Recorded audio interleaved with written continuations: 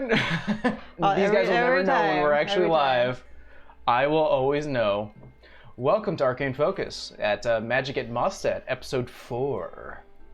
I'm once again joined by Vera, played by Amber, Rolly, played by Steve, and Savannah, played by Temple. Hey guys. Happy post-Thanksgiving. Happy post-Black Friday. Yay, everybody had a few days off of work, somewhat. Yay. I think I gained at least 4 pounds in one day. Oh no, I ate my weight in turkey and pupusas the last 2 days, so we're good. What did you guys have? Just turkey? Turkey and pupusas. Turkey and pupusas. It was great. We had turkey stuffing, the whole lot. You did. I did. It was good, and I even had some of her vegan gumbo, which is pretty good. I thought it was jambalaya. Yeah. Oh, that's what it is. Sorry, jambalaya. The southern in me wants to fight you right now, Mike. I love Southern food. Man, there's a Louisiana place in Long Beach that I have cravings at night. Like I'll wake up in a Cajun sweat, wanting some of that catfish. Oh. Oh my god, yes. I can't have it all the time because somebody's allergic to shellfish. You're allergic to Amber shellfish? Oh. I know Amber Dam. I'm not allergic to shellfish, man. Well, I know, Mike. Jeez. I want to thank a few people before we begin, mainly because while we were offline for the week, obviously we stream every Saturday. We did have some follows during the off hours. Vorpal Tales, thank you so much for following. D-Rock, thank you so much for following. Appreciate it, guys. UCA is in the chat right now. What's going on, UCA? UCA! So, let me go ahead and give a quick recap of what happened the last time we were at Magic and Mostead. Our brand new adventurers trooped together. We had Savannah, Vera, and Rolly making their way up north towards Isenby. With some past memories behind them, like fighting a few giant boar in hopes to reclaim some tusks to give to Gina Lee, one of the proprietors of a magical shop. You guys fought these boars in addition to also trying to take or sort of fight a group of hunters and seeing who can claim the prize first.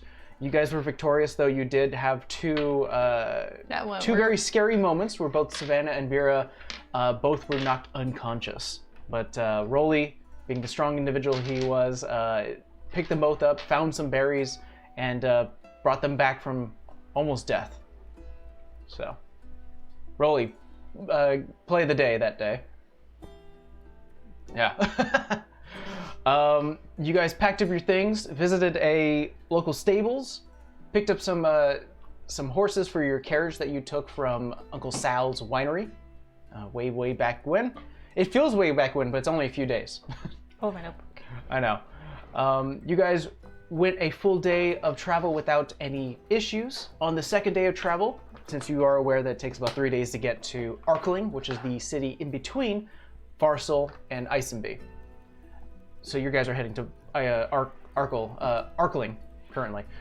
The second day, nothing at night. However, that day previously, you guys were making your way north, where you were greeted by a very eccentric doctor, as he claimed to be, giving Rolly sort of a once-over.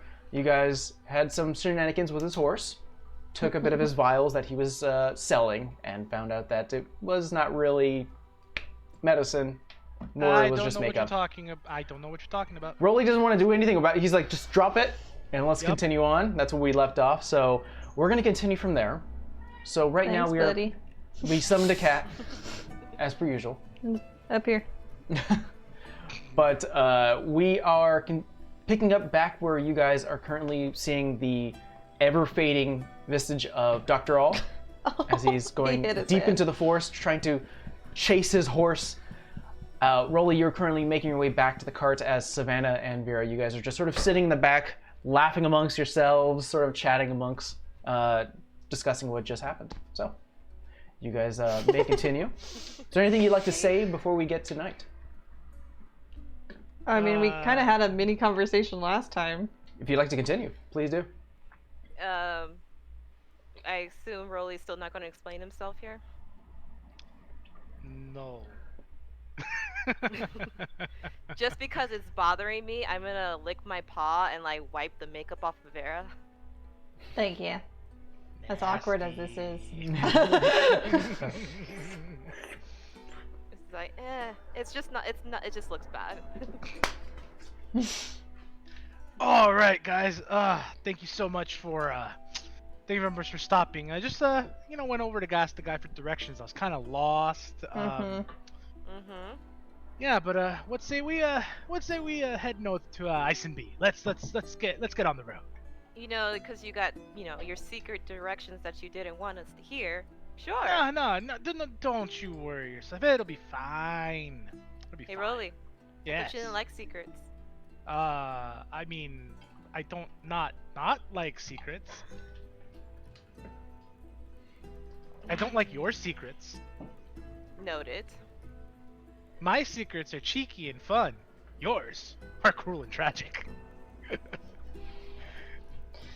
Anywho, so yes, let's be on the way. Yes, make haste. All right.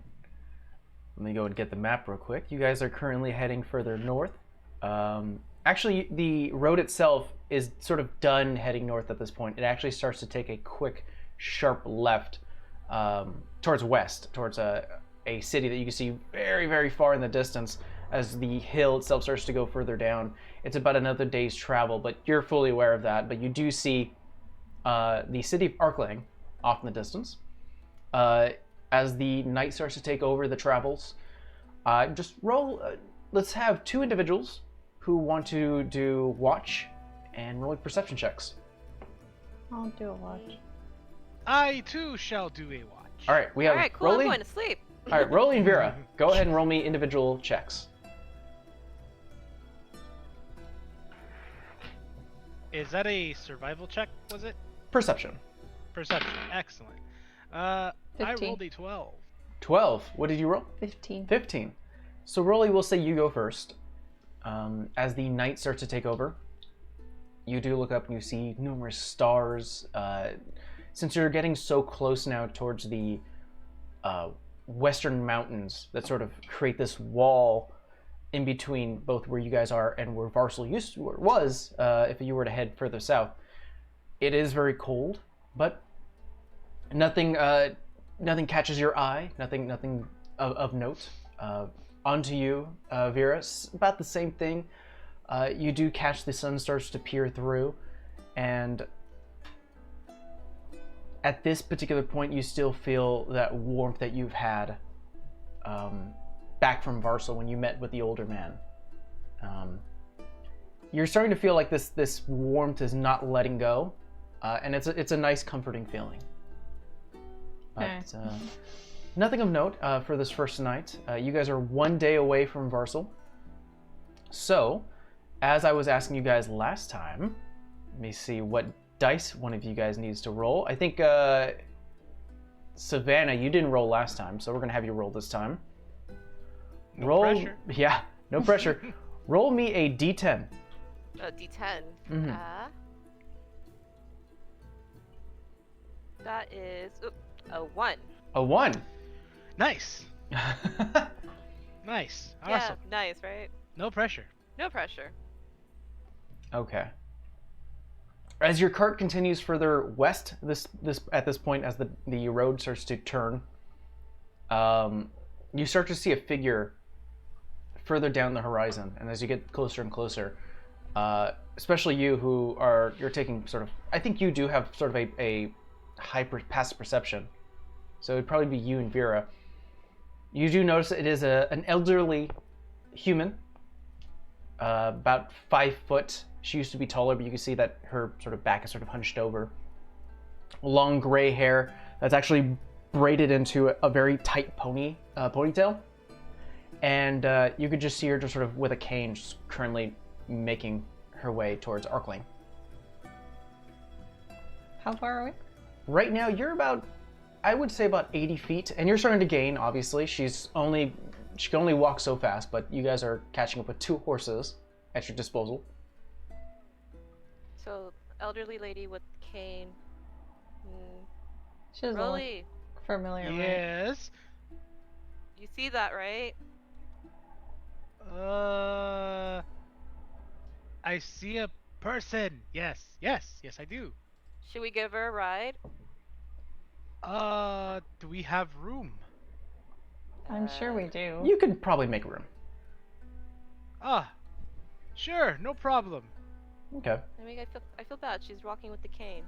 So you guys sort of move your cart. Peek our heads out. Peek your heads out. Once again, Awkwardly the way the cart behind is the way the cart is situated, it is a front seat space for one person as a driver. Then it does have a carriage behind it with no covering. So it's almost like you're in a. Oh, okay, so it's like a literal wagon, but like. It's literally a wagon. Okay. It's, it was just meant for storage and transportation. So you guys basically repurposed it for people to sit and relax while one person drives. You guys move your cart a little bit to the right. Hold on.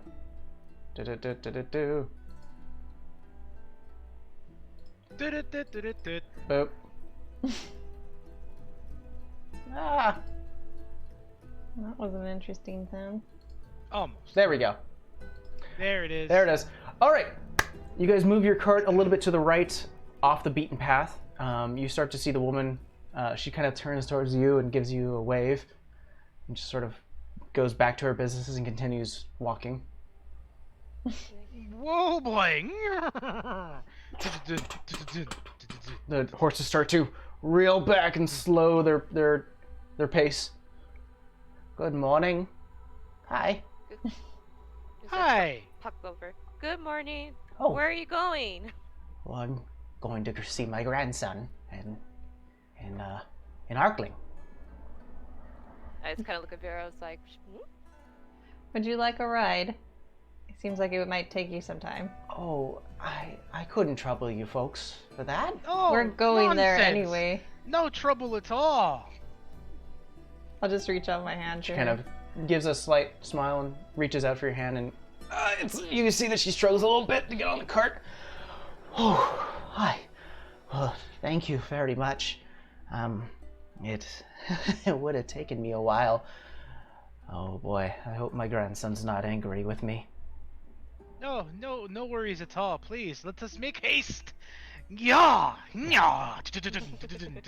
Rolly, with his expertise in handling work horses and beasts of burden,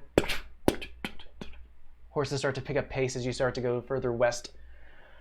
She kind of dusts herself off, looks at you all. Oh, are you guys fighters? Only when necessary. Only? Oh! Woohoo! And she kind of looks towards you all, and I think she would point to you, Savannah, and goes, "You must be the fighter. Someone of an interesting look, hmm?" No. The only fighter really is him. He's a world-famous gladiator. Then you must know my son. Perhaps, my grandson. Who is your grandson? Perhaps I know him. Harvey. Ooh, Harvey. I do believe the name rings a bell. His stage name is the Fist. Oh, yes, the Fist. Oh, God. How is Harvey? How is he doing these days? Well, a few weeks ago, he decided to take a break and decided to go home. And I heard of wind that he was taking some time alone, and I decided to visit him. Something surprised. Did he say any particular reason why he was going on a break? I didn't hear the reason, though he does take breaks sometimes. I know that he's generally travels back to Arkling once in a while, and I like to surprise him. Oh, I think you have a splendid idea. Group, you know what? Say we pay, Harvey a nice little visit. That would be a much pleasant surprise indeed. Vera doesn't look thrilled. She starts to reach in her pack, and she pulls out these like little, like about 2 inches in diameter, little pastries with looks like it's about now hardened cream on top. And she looks at both you, Vera, and Savannah, since you two are the only ones who are not preoccupied at the moment. Pastry? Oh, I'm good, thank you. It's kind of like have a mental thought. I'm just like, what did I learn? No, I'm okay. She kind of gives okay, and she puts it back in her pack. Well, I'm excited to see him. I know that he's busy with his own trotting around, but I'm excited. Thank you. Oh! Is he expecting you? No. Or is this a surprise? It's a surprise. Oh, I should introduce myself. I'm so sorry. My name is Jane. Jane, it is a pleasure to meet you. Oh, this is such a joyous occasion. Never did I imagine ever running into Harvey again. My, have I told you about Harvey? We go back. He very much helped me be where I am today. Did he now? It'd be so amazing to be able to catch up with him, to see that he's okay, that he's, doing very well. The speed sort of takes her a bit and kind of pushes. She has to catch herself a little bit. Well, that's good to hear.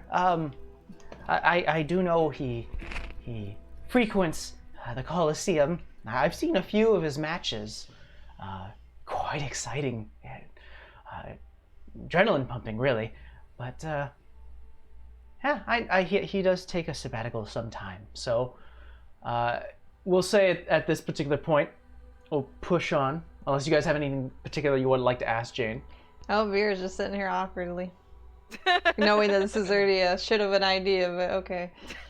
I would like to ask Jane, when was the last time she saw Harvey? Oh, I saw him about 3 months ago at the Coliseum. I decided to trek my way to Cleveland City to see one of his fights. It was very exciting. But after that, I headed home in Varsel, and I haven't seen him since. Well, Harvey is a stupendous fighter. He is, pound for pound, amazing. You should be very proud of him. I am. And you, at this particular point, Rolly, as you start to look back, you do see that she has these almost gift shop bought pins and decors and patches along her very, very plain looking dress and cloth and robe along the side of it. She's been to a few matches, and you can assume to support her grandson. We'll say that you guys continue going west at this particular point. It's around 3 p.m. now, a full day's worth of travel. But you guys are now entering Arkling. Yay. Finally. Yeah, so Arkling is a small town, dirt roads. As you start to make your way further into the city itself, you start to notice a lot of the people that make up Arkling are non-human. A lot of half-orcs, elves, half-elves, a dragonborn here and there, and a few tieflings, dwarfs. You also start to notice, because it's not very much hidden and it's very recognizable. One part, especially for you, Rolly, is that a lot of them are wearing farmer clothes, very heavy duty. They have to withstand the elements, as well as just really heavy manual labor. And something that's very apparent to you, Vera, is a lot of the individuals here as well are wearing religious garbs. So a lot of robes, sashes, different colors, and symbols of different deities. Was Jane human? Jane is human. Okay. You start to see a few things actually catch your eye as you start to enter further deep into the city. There are a plethora of different steeples, churches, along the main road, which is also in addition to sort of the dirt roads, there are also a white stone main avenue, like street, that leads directly west. One thing that stands out, since you can now start to smell the scent as you enter, you actually cross the borders of Arklang, is the scent of soot and ash. And what you start to look towards the south of the city are 3 burnt buildings. They all look like churches. With the help of Jane, you guys make your way to let's see here. Are we like passing them, or are we just like you just see them in the distance? You start to when you enter in from the west, you start to continue going west, and it starts to curve a little bit towards the north. So towards the south, you do see, it's not hidden or anything. It's right there along the main roads, because you could tell that all the steeples and churches are on the main road. Are burnt. I can't like make out a symbol from here, can I?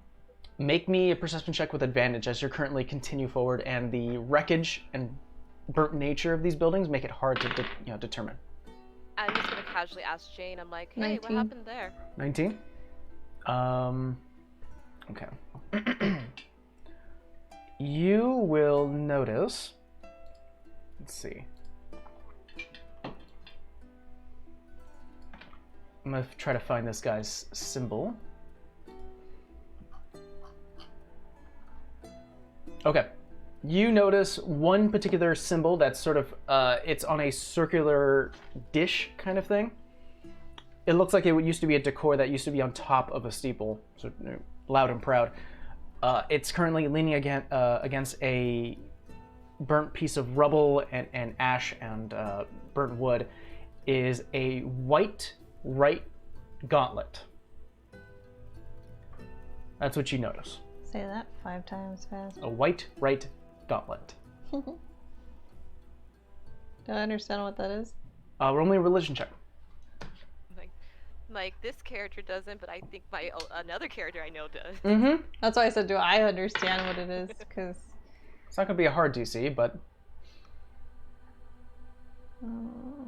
religion. Not great. 8. 8. You don't remember the name. You just go, well, it's slipping. It's on the tip of your tongue. You just can't quite remember the name of the god. You do know it's a good god. You just can't remember what the name is. Okay. But yeah, you wanted to ask Jane? Yeah. Okay. What do you ask her? Just because it's like unusual to see a church on fire, I'm all like, I know your grandson lives here, but what happened there?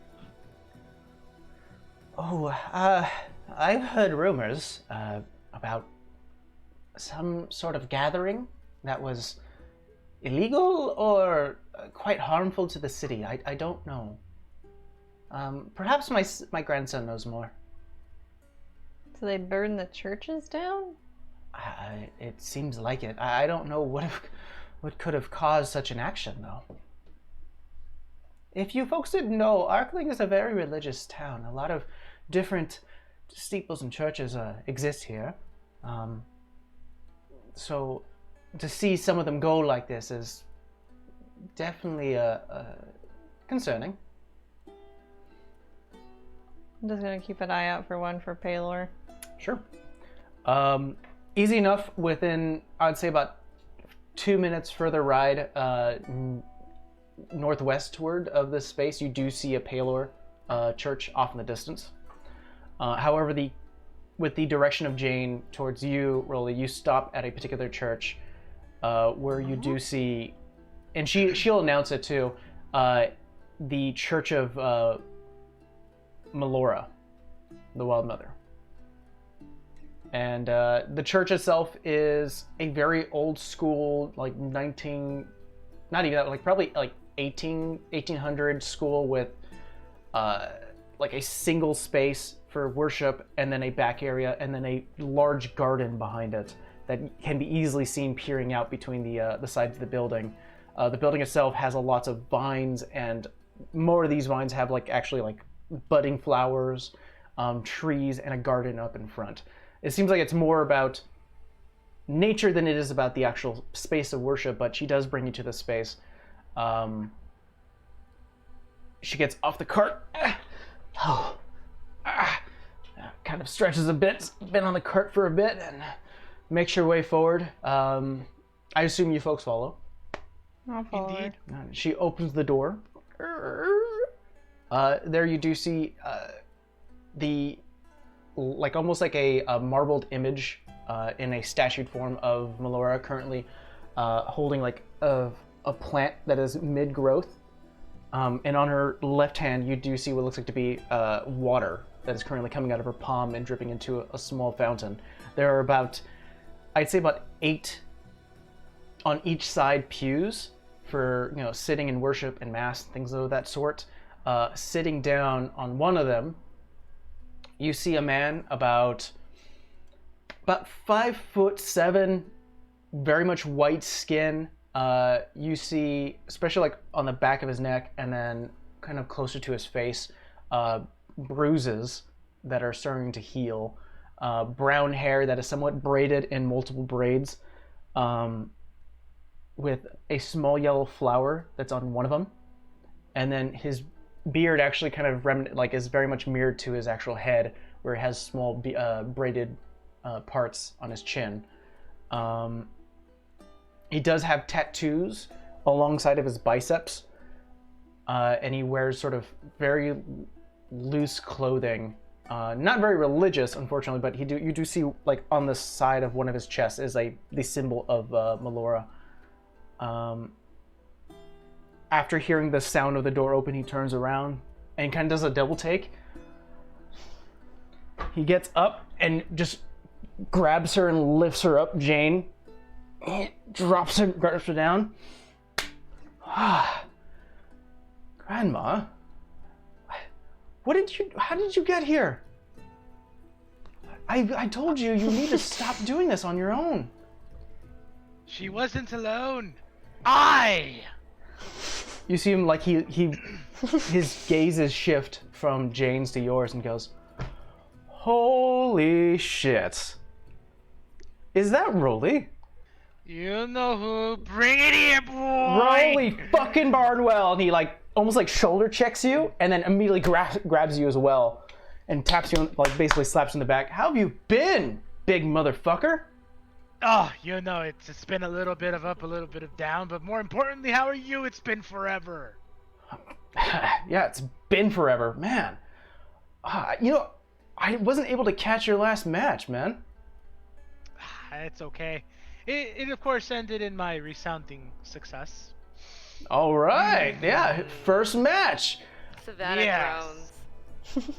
Oh, Harvey, where are my manners? These are my friends. We have Savannah, and we have a very new friend of mine, Vera. Nice to meet you guys. Nice to meet you as well. Yeah, Your grandmother's a joy. Yeah, she's a little spunk. She likes to see the fights. She's a traveler. I can't stop her. She goes out wherever she wants. My name is Harvey McCormick. McCullen, sorry. I have different names here. McCullen. Show name the Fist. And he kind of kneels back down towards Jane and goes, Mamo, you... All right, just promise me next time that if you're going to travel, bring maybe a guard or something. Pay someone. I'll give you money. It's fine. And she kind of taps him on the back and they continue forward. You guys just got into town? Yeah, we're traveling up. We're on our way to Eisenby, and we just happened to tumble along, and there she was. So we decided, hey, what kind of people would it be if we just left her there? Of course. Hey, appreciate it. Well, if you guys are looking for a place to stay for the night, I have a house here further north. If you'd like to, if you're okay with sleeping in the living room. No way, living with the Fist? Oh man, it's Christmas already. Yeah. Besides, we can cook something up for you guys, We just and made I can Christmas canon. I can recount some tales. Now canon. I can recount some tales of me and Rolly's first bout. That sounds splendid, guys. What do you guys think? Yes, I would love to hear these amazing tales of Rolly. Did you close the window? All right. Oh, is the window not closed? Yeah. Give me 1 second, guys. There we There go. you go. Make sure that doesn't bother us. All right, well, you guys head further north, bringing the cart alongside you guys. You pass not as many shops as you would expect, especially compared to Varsal, which is very much a shopping city. You do pass numerous different churches. Of course, once again, to refresh your memory, you do see a church for Palor off on the side, but you are brought to more of a residential area further north, where you do see a small shack. Not shack, I would say. It's about... A little cabin? Like a little cabin thing? Yeah, like it looks like a very modest cottage. That's a good word for it. Very modest cottage. I can actually describe what it looks like.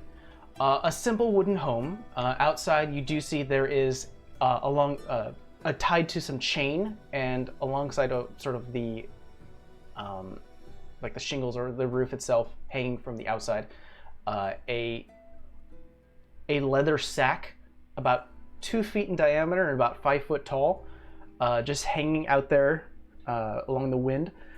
As you guys enter in the space itself, you do see a small kitchen with a living room and a fireplace. Within the living room space, there are plenty of hanging plants, flowers. There's a large cactus off to the north.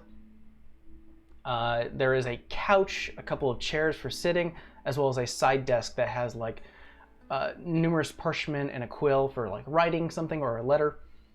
Within the kitchen itself, you do see there is a very large cauldron for like cooking stews, as well as what looks like to be like a grinder if someone wanted to make like herbs or tea or something along those lines.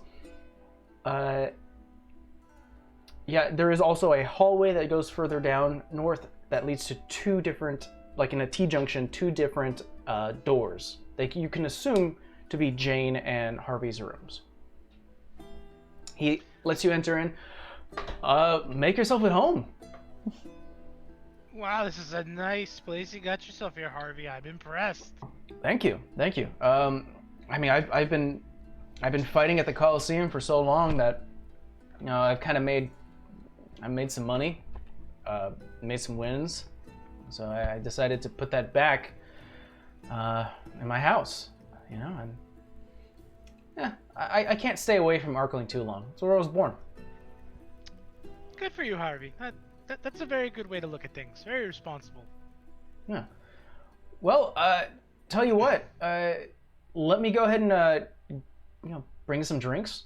There's a inn sort of a few you know, houses down. I'll go ahead and bring some drinks, and you know, Mamo, if you can make some food. What does he call her? He calls her Mamo. Aww. Oh. That's cute. And she kind of smiles, and she's like, oh, okay, all right. She gets into the kitchen. She starts to bring out some food out of cupboards, and almost like the equivalent of a freezer. You know, they do have like cold boxes back then.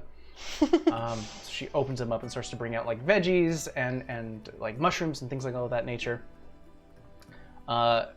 But yeah, he leaves the space, and you're currently just sort of exploring the Can I go the with house. him? I want to go with him because I want to see that church. Okay. All right. So we'll say that Vera, you go with Harvey towards the tavern to get some drinks. Savannah and Rolly, what do you guys like to do? I'm assuming because it's his cottage, is there like medals and stuff around? I just want to be nosy. Can I explore the medals? house? Yeah, go ahead. You're the medicine cabinet lady. Yeah. Yes, I'm the medicine cabinet lady. All right, so we're gonna hold off on your thing, Savannah. But Rolly, what would you like to do?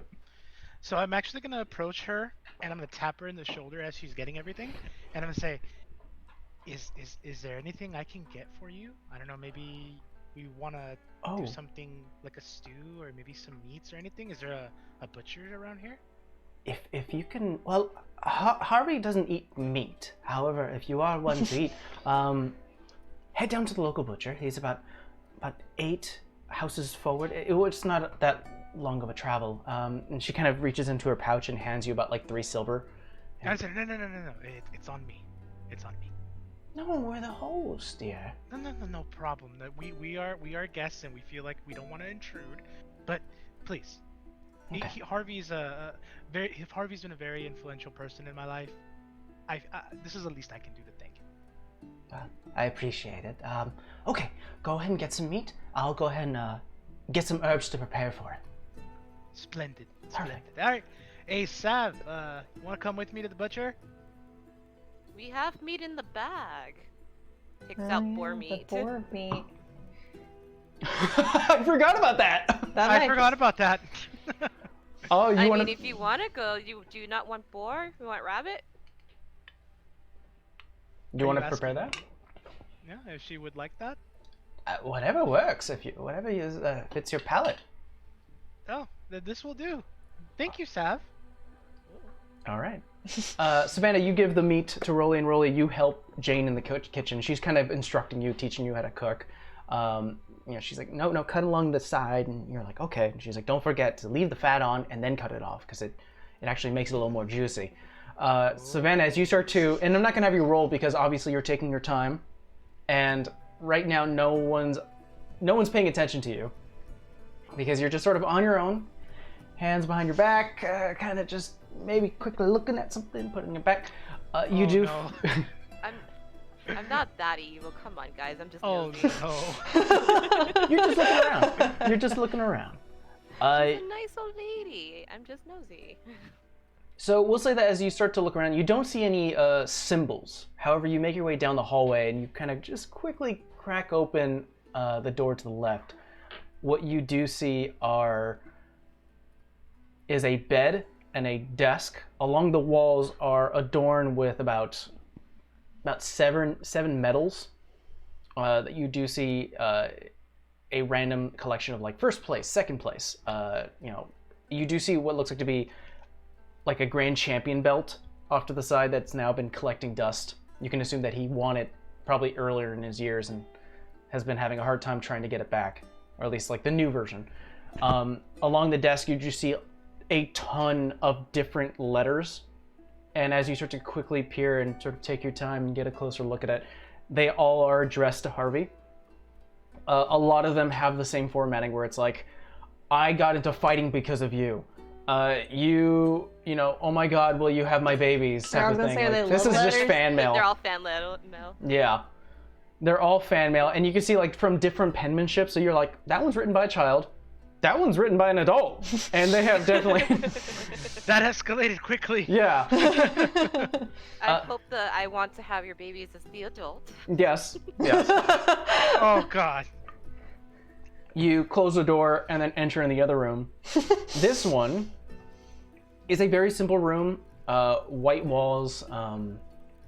There's a large blue rug at the end of the bed, which has multiple white floral pillows.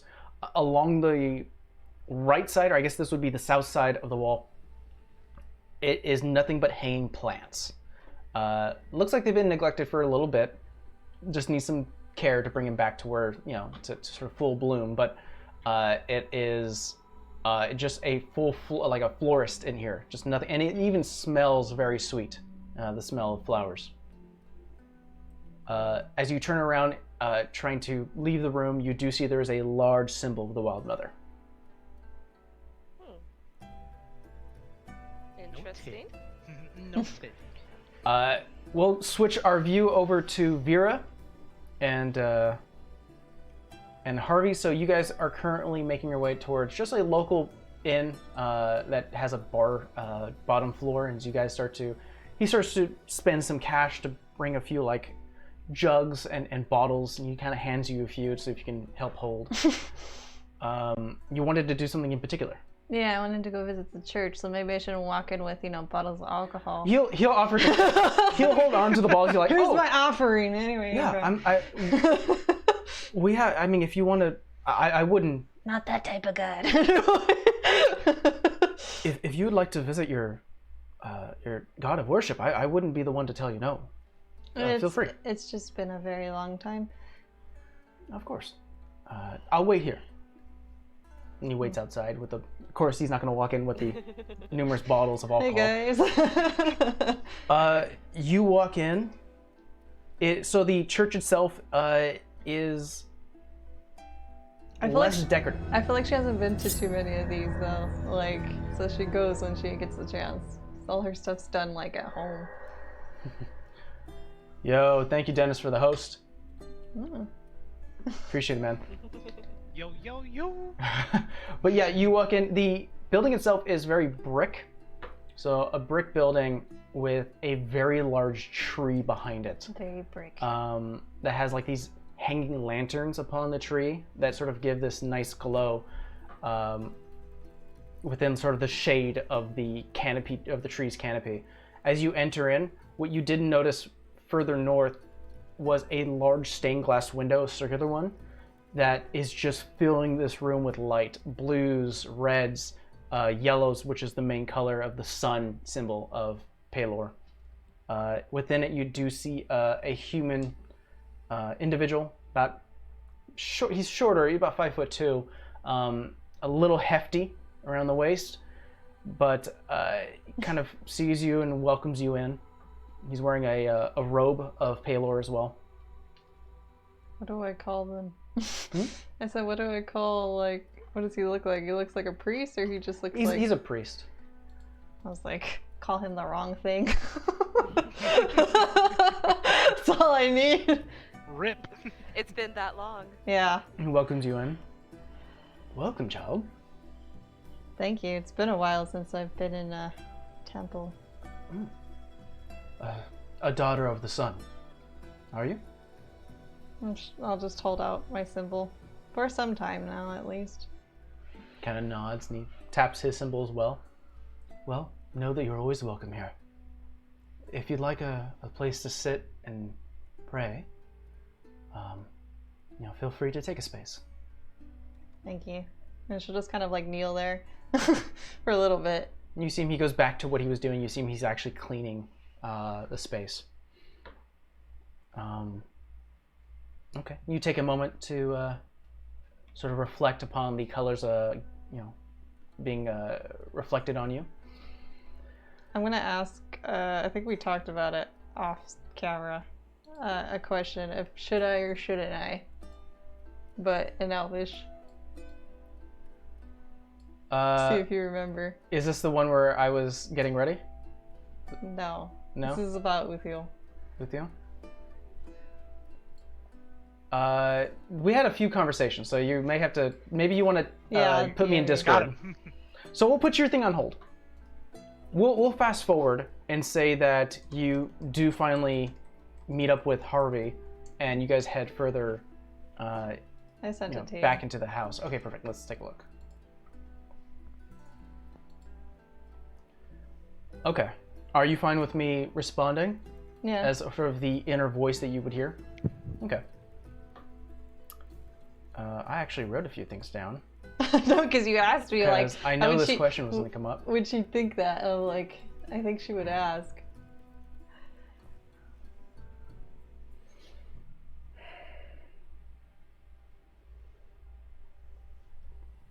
Okay. The suspense is killing me.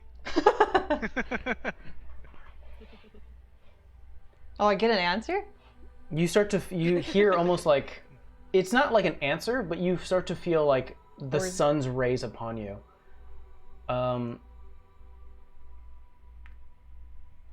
You almost start to feel cold on the left-hand side of your cheek, but warm on the right side. I'm gonna treat this much like an augury spell.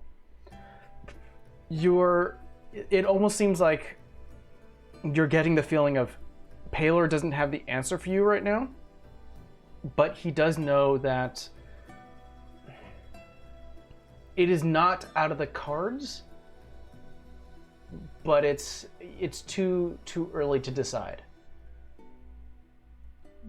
That doesn't help, but okay. We're in session 4, guys. I feel like Vera's like, all right. But it's the morphine of your face. You're just like, huh.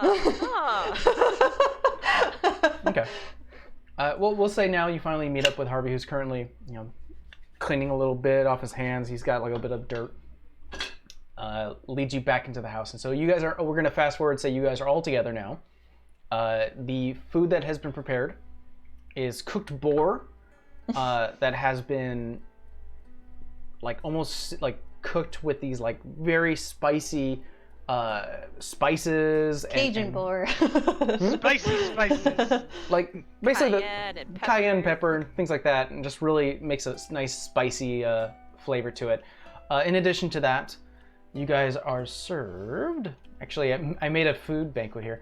Warm bread, a bean paste to sort of dip the bread into, steamed vegetables, and almost like seared mushrooms. Yeah, we should have some of those actually. As you guys start to eat, Harvey like almost gets I can't think of the word right now. He sort of takes control of the conversation, looks towards you all, taps Rolly on the shoulder. Did you know that I was Rolly's first sparring partner? Oh, this story is my favorite. I made the mistake of letting him use a weapon in our match. This man nearly took my head off. You should have seen it. He swung left. I clocked him in the temple, and he almost went lax, you know? And before I was able to resituate myself and hit him again, he came back to consciousness, grabbed my hand, and threw me back at least 5 feet. The thing was wild. What was even wilder is that when he started to scream, no matter how hard I struck the guy, he didn't feel a thing. This guy's a damn beast. You flatter me so. No. I mean, he did just save our lives killing 2 giant boars, so I can see that. Is that where the meat came from? Yeah, we both kind of almost died. It's a rough day. God. You better not die, Rolly. Next time I have to fight you in the ring for real. Oh, I look forward to it. How about this? I know you guys are heading out to Isenby, but maybe early in the morning before you guys actually take off. You want to do another sparring match? Hopefully. I mean, you said he shouldn't die. You're not going to kill him, right? No, it's No, sparring. no, This no. is all sparring. It's all for fun. I would love nothing less. Yes. So this we'll play it by Coliseum rules. You know, no killing, no maiming. If you do a severe blow on someone, the game's over. But a friendly spar. Yes. Yeah. So, what have you been up to? What have all of you folks been up to? So I decided to take a little break from the Coliseum. Had some matters to attend to. We actually met our friend Vera here off road, and decided that I would take it upon myself to help her with something she's, going through right now. I'm not at liberty to discuss, unfortunately, but if she decides to tell you, she will tell. Well, it's very smart that you've teamed up with a troop, a royal guard. That's smart. Oh, they're amazing. Yeah. They're amazing. Yeah, I mean, we're fighters, but those guys are pretty much military. Last thing I want to do is pick a fight with one of these guys. He sort of points towards you, Vera. I'm just not saying anything. I just like. It's just like, Vera, more wine? They pour you some. Well, I kind of mirror you, man. After my initial bout with you, I decided to head home. Had some R&R. Like I mentioned, I don't like to stay too far away from Arkling. And besides, I have my own religious duties that I like to keep up with. Man of the faith. I never painted you for a man of the faith. That warms me so. Well, I find out new things about you every day. It's awesome. I'll teach you a few things during our spar. But yeah, I mean, it's my faith within the Wild Mother drives me a lot. Nature can be cruel. Nature can be very, very rough. And training within nature, especially the most extreme elements, it's an invigorating. I can't say the word, but it's a very invigorating experience. Indeed. I mean, I come from a poor town. If it isn't, tending the flock, it's plowing down all our crops. I have a little idea of what that's about, just a small bit. You're a farmer. Yeah. I didn't know that. Now you know. Wow. Huh. You remind me a lot of Ironside. Oh, Ironside. Yeah, that guy. He's a little into himself, yeah, but he's the best. A little. Good point. Yeah, a lot. Yeah. But I mean, he's the best right now. Right now, I had before he came on the scene, I was riding high. But a few more days of training, maybe I'll head back to the Coliseum, see what happens. You know, I'll regale you a nice tale of mine. Was a simple boy, just tending the crops. When we got wind that there was somebody in the village, somebody came, and I'm excited. I always wanted to seek out fame. I've always wanted to be known. It's the life of a farmer is a simple life. It's got its it's got its honor, but I wanted something more. So the curiosity got the best of me. I decided to go seek out this guy, and yeah, needless to say, Ironside. Talked to him a bit, and he pushed me to get on over to the Coliseum. Hey. That's where I ran into you, so it was meant to be. Yeah, he's always looking for some new faces. That kind of fits his MO. That's good to know. It's got a big MO though. Yeah. Mostly Ironside. I honestly don't even know his real name still. He hasn't told anyone. I think it's his thing. I don't think he's... Oh, it's definitely his thing. Yeah. Yeah. He sort of leans against his chair, and his eyes sort of scan. I would say immediately, Savannah and Vera, you start to notice as Rolly and Harvey were talking, Jane just has like her hands along her chin and is just like engaled with whatever tale is being told. You can kind of get the sense that she's a bit of a fight nut at her old age. She's excited to hear about it. I just kind of lean into Vera. I'm just like, that is so adorable at the same time. Kinda Creepy. odd. She loves her grandchild. It's just, there's a bloodlust. That's the creepy part. She, Oh god. Harvey looks towards you, Vera. Gives you almost like a once-over. She can't tell if like her hair's gonna go green or red. Like, Let's just watch and see. I don't want this to be a strange question, but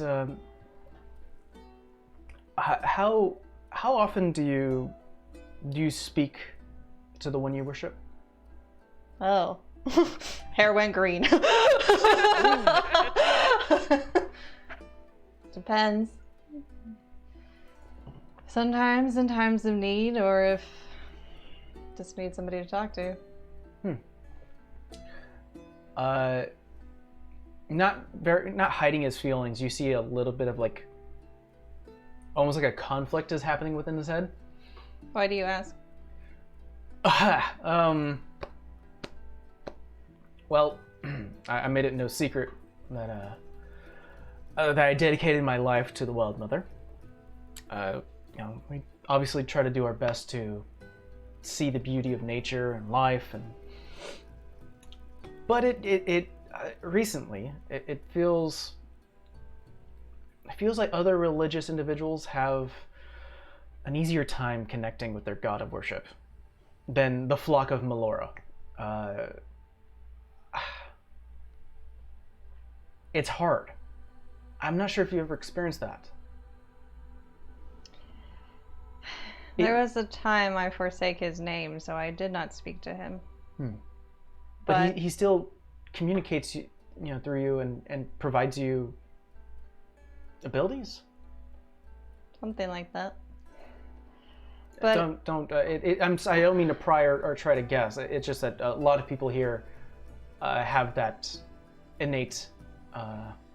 Do you worship and have no abilities? Is that what you're getting at?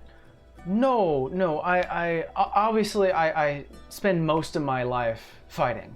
I haven't really dedicated myself fully to the cloth, where maybe my prayers would be answered in a form of, divine magic. But and I'm fully aware of that. It's just that, that feeling you get when you're talking to the gods, and it almost feels like they're listening. That's getting harder for me, and not just me. It's getting harder for anyone who's worshiping Melora. It's like like a door that's closing, and it's getting harder and harder to hear her. What's with those churches that burned? Oh, yeah. Those weren't hers, were they? Yeah. You mean the secret cults? Or at least that's what the Kingsguard told us. Wait, Secret cults? Yeah, it was really weird. About a year ago, some of the Kingsguards came from Isenby, proclaiming that some of their spies or guards have infiltrated some secret cult layers, and supposedly they were hiding underneath some of the churches here in the city. They rounded up the individuals that they suspected, and as you can tell, burnt down the churches. I mean, I don't know that name of it escapes me at the moment, but one of those symbols, that's not a bad god. It's very much in the good light, so that doesn't make any sense. Well, I know the ones they burnt down. It was the church to Mysteria, which is the goddess of magic. Torm, the god of courage and self-sacrifice, and Lyra, the goddess of illusion. So, I don't know. Apparently, at least what they're telling us is that it was they were false churches acting as a front. I highly doubt that. But gods aren't made to be a lifeline, so to speak. Faith is just knowing that they're there. They're not always going to answer you. A lot of followers get lost in that way, and they get angry and upset. I think it kind of happens to us all eventually. I would agree with you. You know, if we're still talking about this sort of feeling of disconnect I'm having. Is it recent? No, it's been happening for a while. Honestly, I don't know the full details. It just feels that everyone who worships Melora can't quite speak to her. I don't know why. That's interesting. I mean, if you want to learn more, I mean, you're more than welcome to talk to Sister Unda. She can probably give you some more insight. She works at the Church of Melora. So this is more than just a personal thing. This is a collective thing. Yeah, anyone I've met who worships Melora is having a hard time connecting with her, and Even it's the definitely priest? losing us some followers. What would she tell you before? Well, when I was able to connect with her, I would definitely feel like a cold wind or a warm breeze, or the feeling of a hot sun, and the feeling of like almost like life underneath my hand while I sit on the grass. But it almost was like a flicker, like a candle light that was being blown within the wind. It was not fully lit. I don't know how to describe. I mean, that's as best I can. You know, Harvey, I personally am not. I'm not so much a man of the faith. My father is. He believes greatly in the power of Demeter, who helps him really just manage everything. Just helps bring, agriculture to his village, and he would tell me quite a couple of stories about how he felt his connection to her to be so strong, so almost to the sense where she would speak to her. But then also he made a mention a few times of there being some taint that he can sense that kind of hindered that connection. I wonder if maybe, I don't know, the secret cult that's here might have something to do with that. I don't know, what do you guys think? Looks up. You can tell whenever you guys talk about like someone having a really strong connection, you can see like his face almost scrunch up, like like there's he's not hiding it, that there's a little bit of a jealousy. I kind of look at Jane and I'm all like, I saw the symbol in the plants in your room. Have you not sensed that connection out either? You know, her face kind of drops a bit. It's been difficult for the past few years. This is a wild mother household. At least I raised Harvey's parents to be so, and obviously he decided on his own, which is wonderful in my eyes, but it's been hard to connect with one who doesn't speak back or give us any sort of symbol or feeling that she's listening. Has anything else changed along with it? I don't know. I haven't changed anything. And, no, not you. Like the surrounding area, the weather, the nature itself, like anything off that wasn't there before. Not here. Not here. I mean, everything's here? Yeah. It's been fairly quiet here in Arkling. Besides, of course, the fires and that whole mess. What about stories somewhere else? Oh, I travel within the Sylvan Kingdom as far as Cleveland City. I haven't traveled any further, so I haven't heard a word of anything else within the kingdom. How long have you been dealing with this secret cult, this whole strange cult affair? Harvey sort of stands up and starts to takes a few of the empty plates. You know, I personally haven't experienced anything. You know, there was no, issues with the townsfolk. There were, no evil doings as far as I was aware. But that's probably why the Kingsguard sent their spies or infiltrators.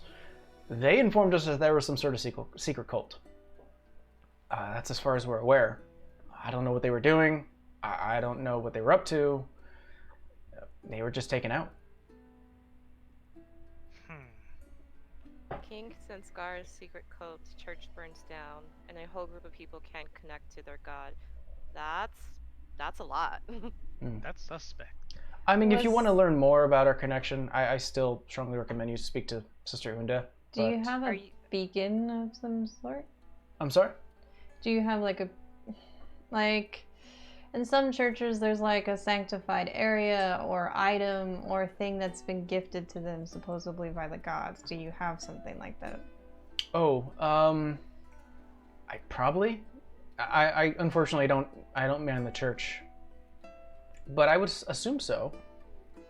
Wonder if it's been moved. Oh, I hope not. Well, anyways, I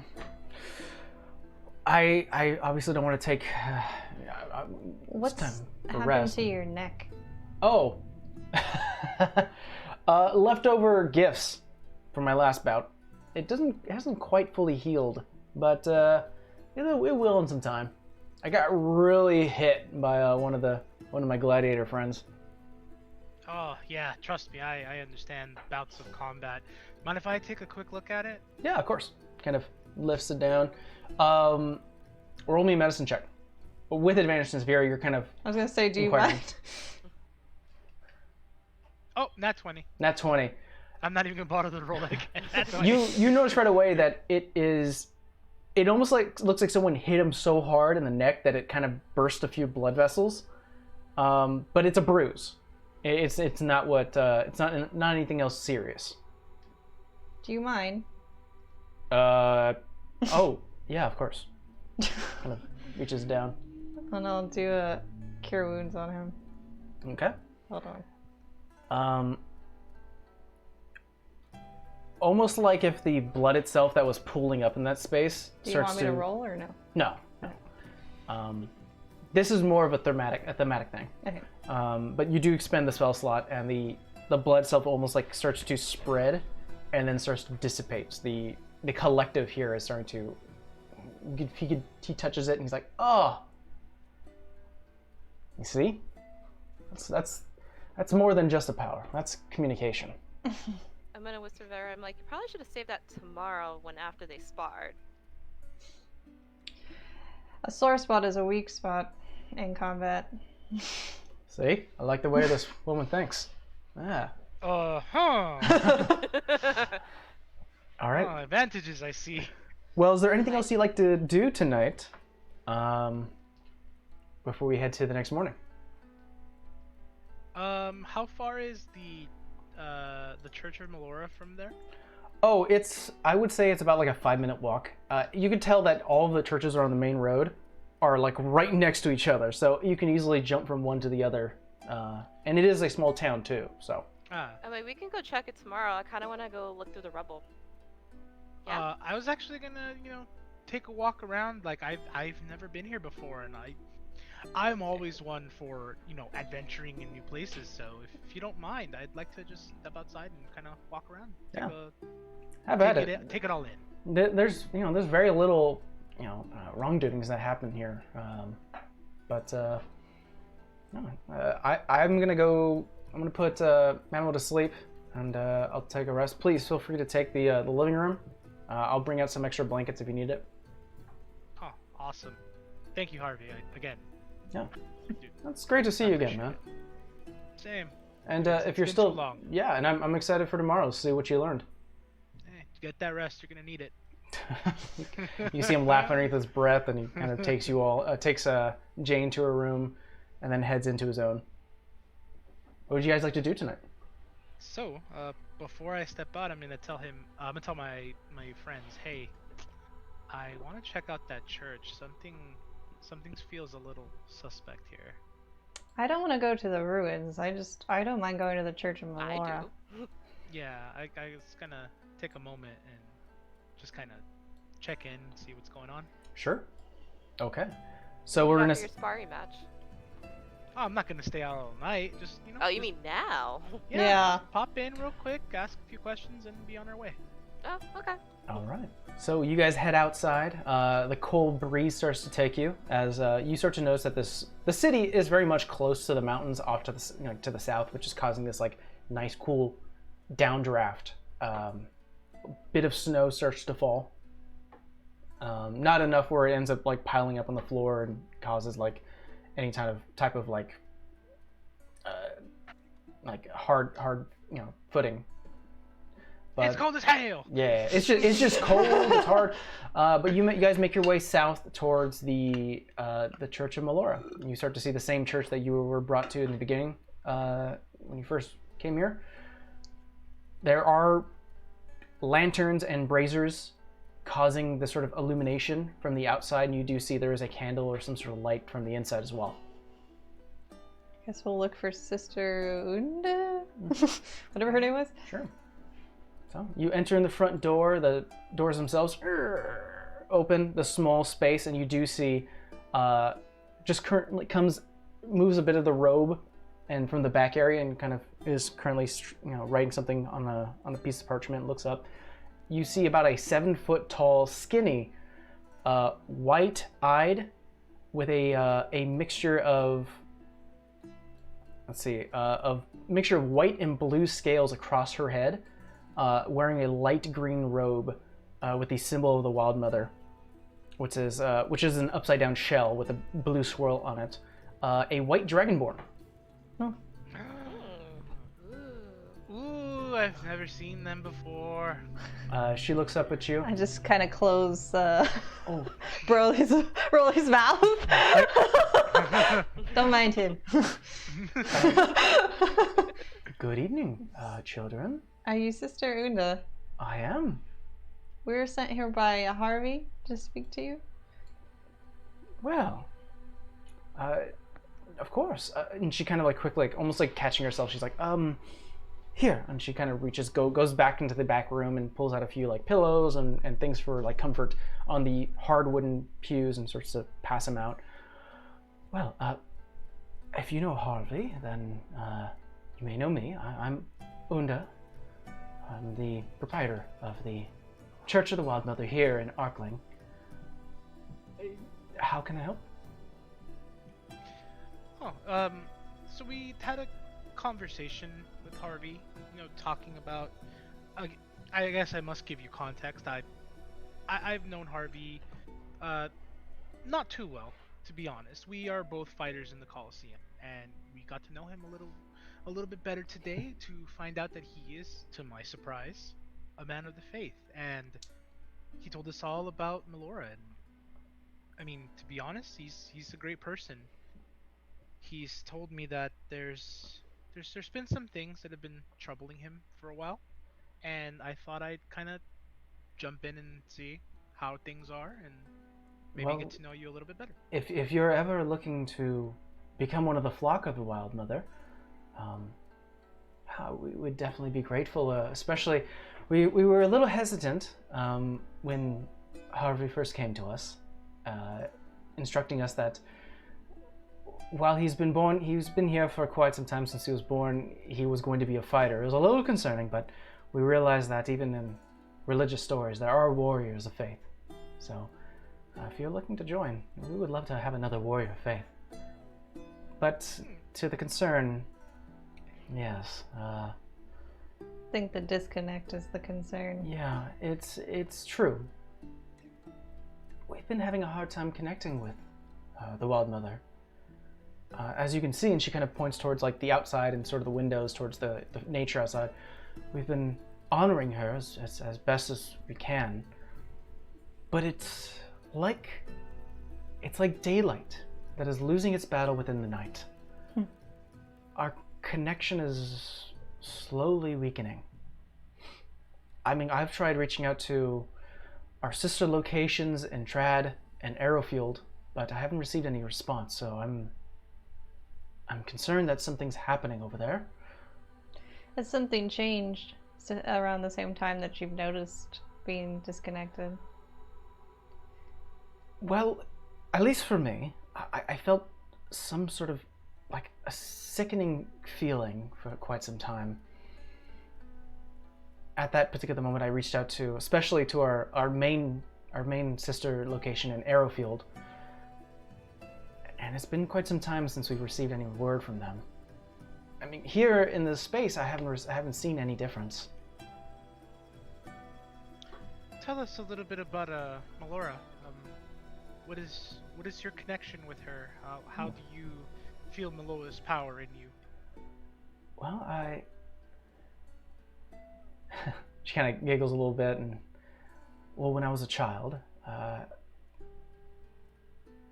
I was very much I guess a wild child is a good name for it. I was a little out of hand. I think I attribute it to my dragon blood. But I found myself one day lost within the woods, and I heard a voice. It led me out of the woods, and since then I've been dedicating myself to, nature, and of course Melora. She communicates with me through particular divine abilities, though I've been feeling that those abilities starting to diminish. It's a little concerning.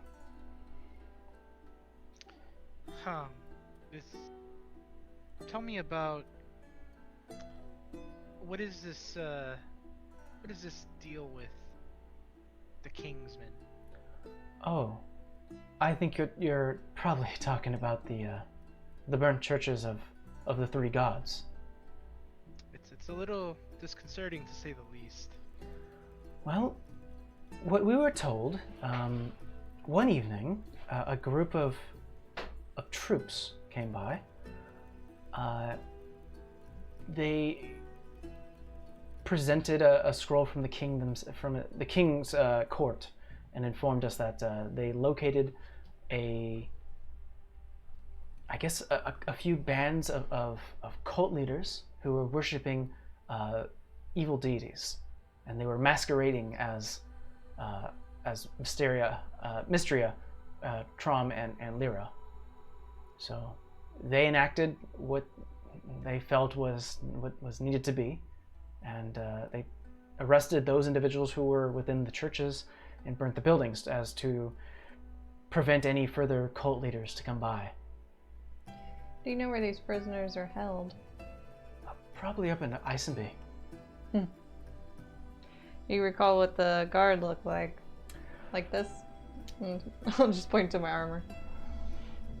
And she kind of leans in closer. So the one thing that separates, of course, Uthiel's armor is the number 14 on the shoulder. Close. The number that was on the troops were number 17. But something similar in that armor. They didn't have a... hold on, let me see what she looks like. I forgot what she looked like.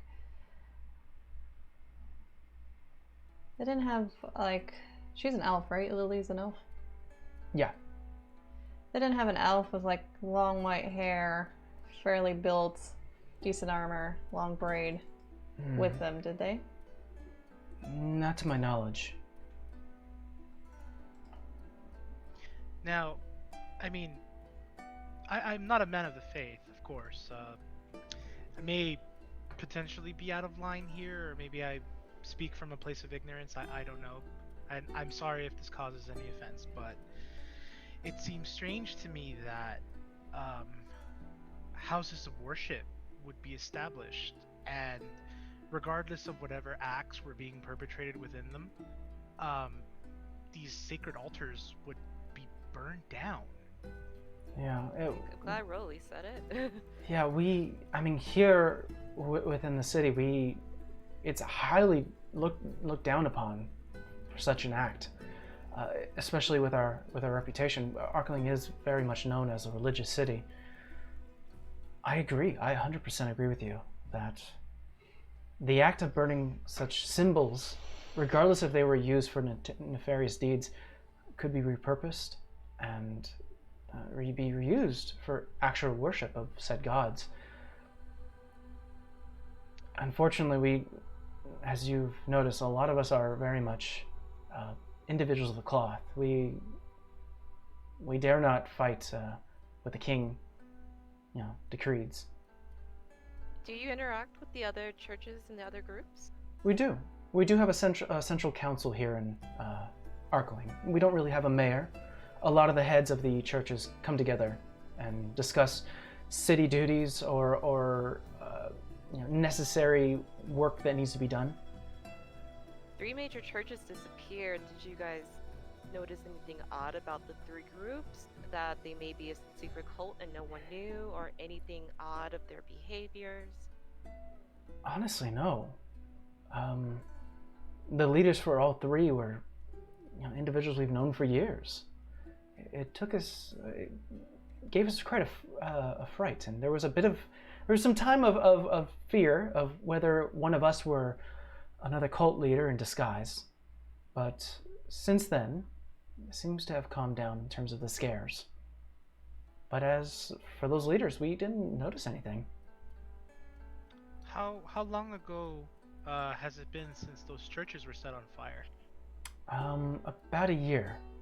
And unfortunately, we don't have the tradesmen, and it's still rattling to bring someone to clear out the debris. So sometime soon we do plan to go to Varsal and hire some of their craftsmen. We plan to repurpose the spaces. Well, I'm not so much of a man of the faith, but it's whether they exist or not is not for me to say. But it can't really hurt guys if we lend aid. So if you speak with the council, tell them of Rolly Barnwell. I will volunteer to help you clear out any debris you may need. He kind of perks up a little bit. I very much appreciate it, Mr. Barnwell. Same here. Although I think I need to talk to Command and Isenby, because that seems very odd. She kind of this entire conversation, she's been sort of leaning her eyes away from you, Vera. Something wrong? I, I don't mean to be rude, but are you one of the King's Guards? The armor I wear is more of a symbol of somebody fallen. Oh, I see. And you feel like, or at least you start to notice her posture start to relax a bit.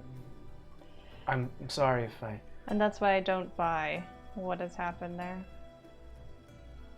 I'm sorry if I came across a little standoffish towards you, miss. I just wasn't sure who I was speaking with, I guess. I only serve this one, and I show her my symbol. I don't serve as the King's Guard. I see. Well, if you have connections with the Crown, I would very much appreciate any type of interaction you would have with them. I am here most of the day. If you'd like to send me a letter, I'd appreciate it. I can. I have a lot of questions for her anyway, so it would just be another thing on the list. Add that to the list. But are you folks travelers or? Yeah, we're travelers. We've been traveling around. We last set sail on Varsail, and we're actually making our way up to Isenby now. Well, if I may ask, if you ever find yourself in Arrowfield, could you check on the main church of Melora? I don't see why not. That sounds like something that's doable. Thank you. I don't know. That is where the main steeple is, and Is there anyone particular to ask for, or just tell them that you sent us? you can inform them that I sent you. How long has it been since you've heard from them? Over a year now. That's a coincidence. Is there payment for this good deed? It's the church. Savannah! What? No. Please don't mind her. It's fine. A woman of priorities. I understand. Allow me a moment. And she slowly gets up from the pew and bows to you all and heads into the back room. Look at the guys. See, ask and you shall receive. What are you doing? I think we have enough gold for right now. Whoa. We never have enough gold. But this isn't right. What? We're still doing a good deed. It's not like I'm gonna keep the gold. I can't. No reason to keep it. You see she starts to move the curtains as you guys are currently talking. She smiles and sits back down. She hands you both a vial. It's not much, but I do hope it helps. What is it? Actually hands you two vials, different colors. She hands you each a potion of healing and a vial of holy water. Whoa.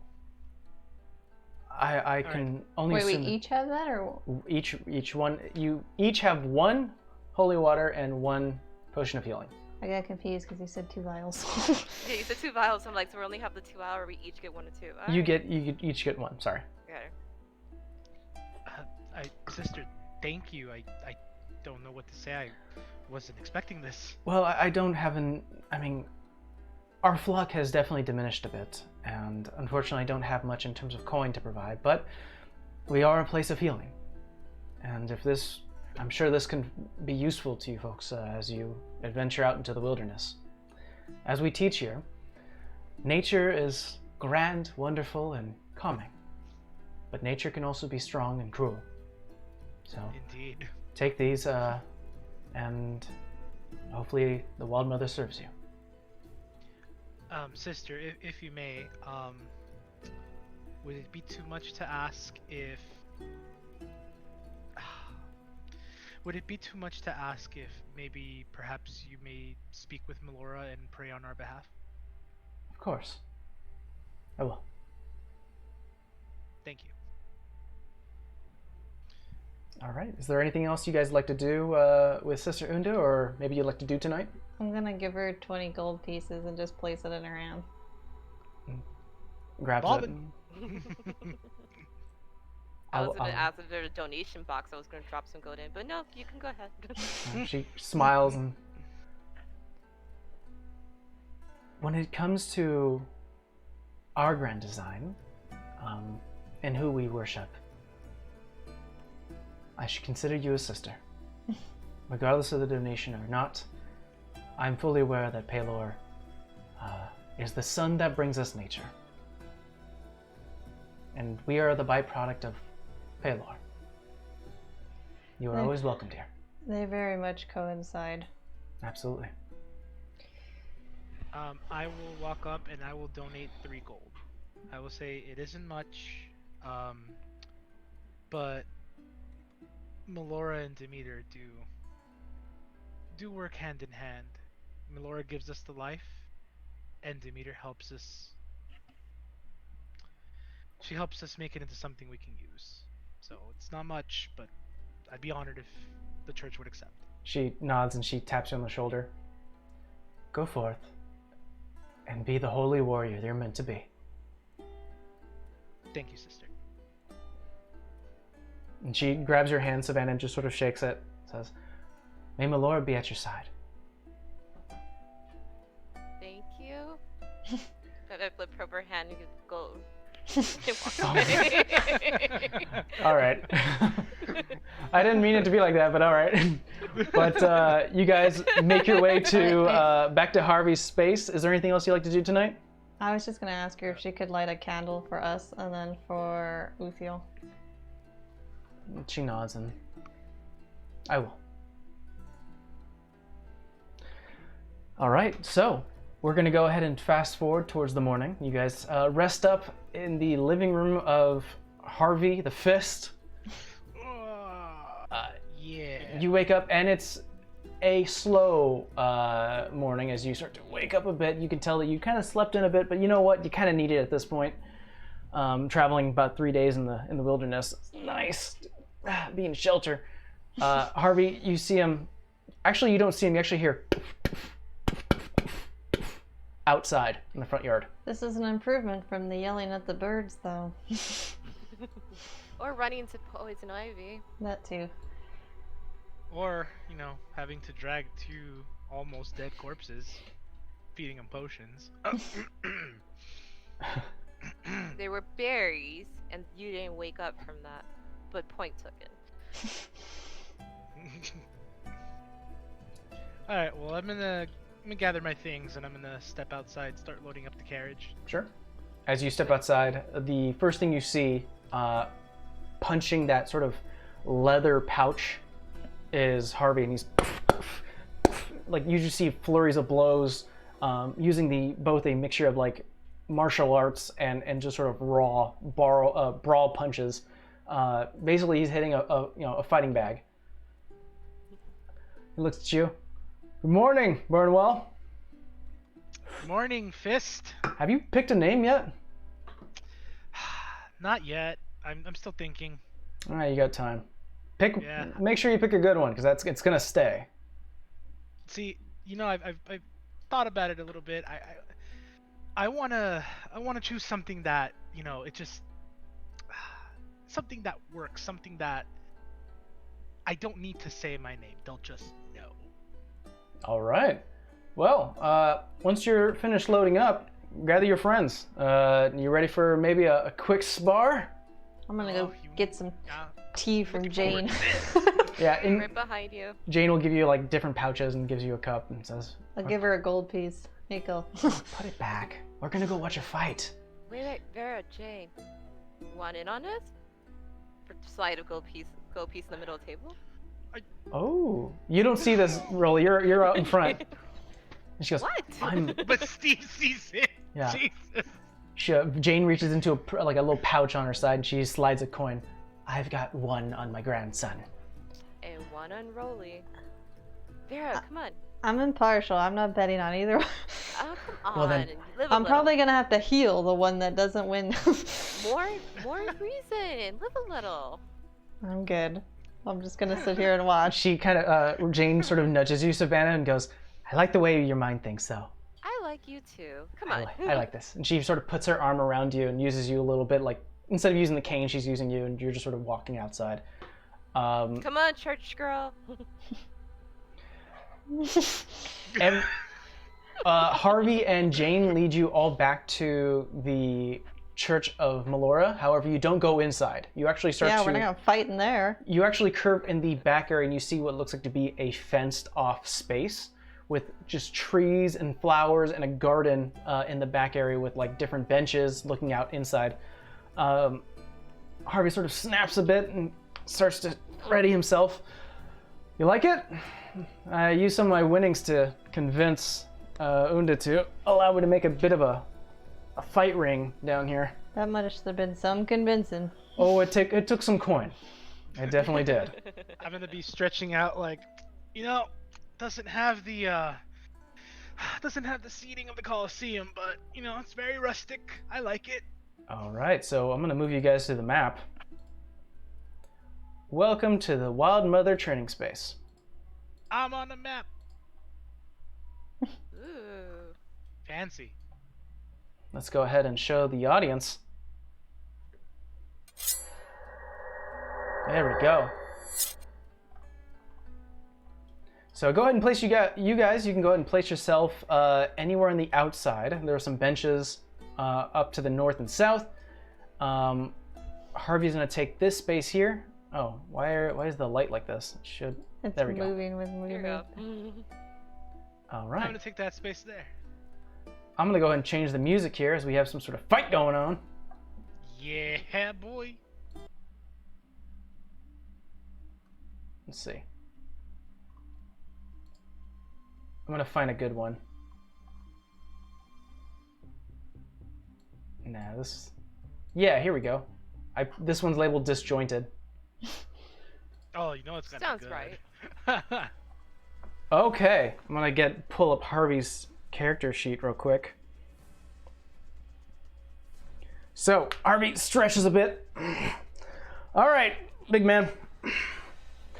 So I'm gonna teach you a few things. Let's see what you've learned so far. So let's go ahead and roll initiative. It's time to do. I look at Vera again. I'm like, are you sure? I haven't seen the other one fight, so it would be an unfair wager. It's all about faith now. I rolled a 15. 15. You go first. Oh. Vera's more interested in tactics than betting. So, Rolly, it is your turn as Harvey. He doesn't. You can pull out any. You're allowed weapons here. Basically, we're doing gladiator rules. You're allowed weapons. Any critical hit means you're. If you score 2 critical hits within the fight, that means you're automatically a winner. And basically, if the way we handle this, that even if you knock this guy unconscious, after the fight is over, your guys are back to full health. Because currently you're just sparring. So I will also be any weapons I use. I'll be using a blunt edge or like the blunt side or the side of the weapon to not actually, cut. All right. As you currently are taking initiative, he goes, "Come on. See what you got." Don't mind if I do. And 20. I'm gonna go up right, nice and close, and I'm gonna go ahead and come in with my sword. Go for it.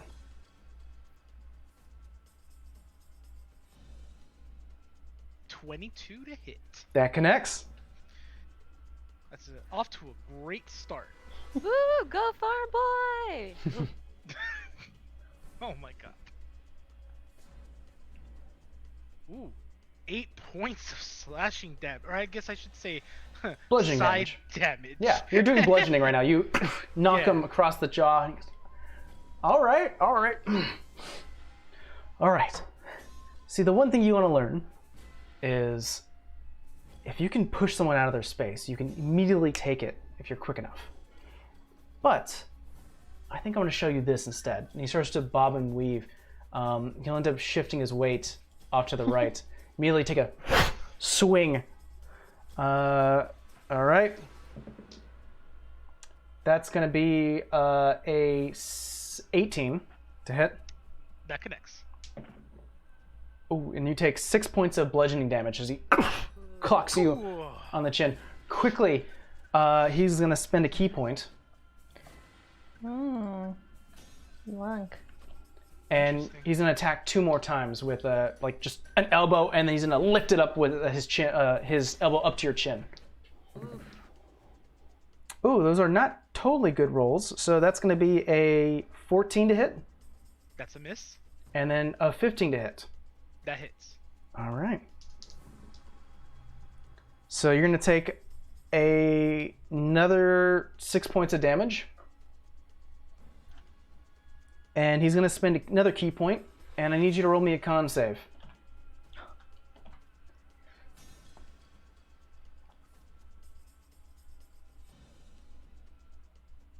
22. 22. You succeed. He actually hits you as he hits up towards the chin. It almost like crushes like your throat a little bit. You're like, "Ugh!" And it almost like you only have to focus on this, but you get your breath back and you're back in the fight. Your turn. Huh. That's interesting. Gotta teach me where you learned that. When you fight, make sure you're like a tree. You can't be pushed around. You need to plant yourself. Taken. And then I'm gonna shout and I'm gonna go into a rage. All right. Roar! You can see Go in, a bit of sweat start to trickle. He's like, I've seen this before. and I will come in with the sword. Go for it. Another 22 to hit.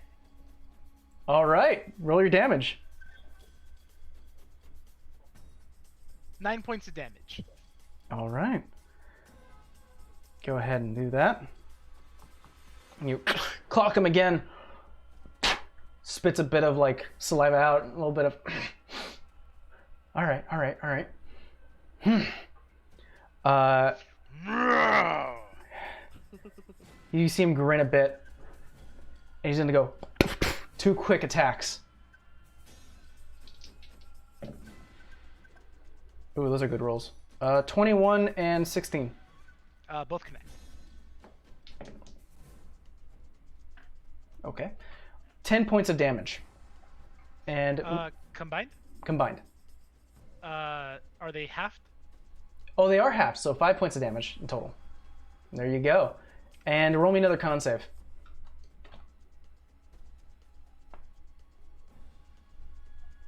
19. 19, you succeed. He's going to spend another key point. And you see him sort of start to almost waver back and forth. Ready for your next attack. Your turn. Okay. This one's gonna make or break me, but I think it'd be great to do. I'm gonna use reckless attack. All right. So this is what would happen. He used patient defense. So you would have disadvantage. So you're giving yourself advantage. So that means you roll once. There is no advantage that you are doing a standard roll. Yep. This Yeah, I is was either like- gonna be. No, go ahead. I was like, I know what he's doing. I was like, let's see if this is reckless or not. 17. Oh. Yeah, that does connect. Yes! Yeah. There you go. Yes! Okay. 5 points of damage. All right. All right, back to him. You, even though he was like ready for you, you actually grab his arm and he's like, not again. And you're like, nope, you throw it off to the side so he has no defenses. You clock him with the blunt end of your sword. He's like, oh, all right. Oh, well, you're definitely teaching me some new things. Right here. Are you sure? Do it. You hear as he cracks his knuckles. He's going to spend his last key point, and he's going to do 4 attacks on you. 2 attacks and then flurry of blows. In quick succession. All right. 10. That is a miss, but you have advantage. Good point. All right, I'm going to leave these here. I'm going to roll another d20. Not any better, 11. Miss. Okay. This is going to be 16. Hit. All right. Take the 9 instead. 15. Hit. Yeah, that's 17 plus 6. That'll hit. So That hits. 3 hit.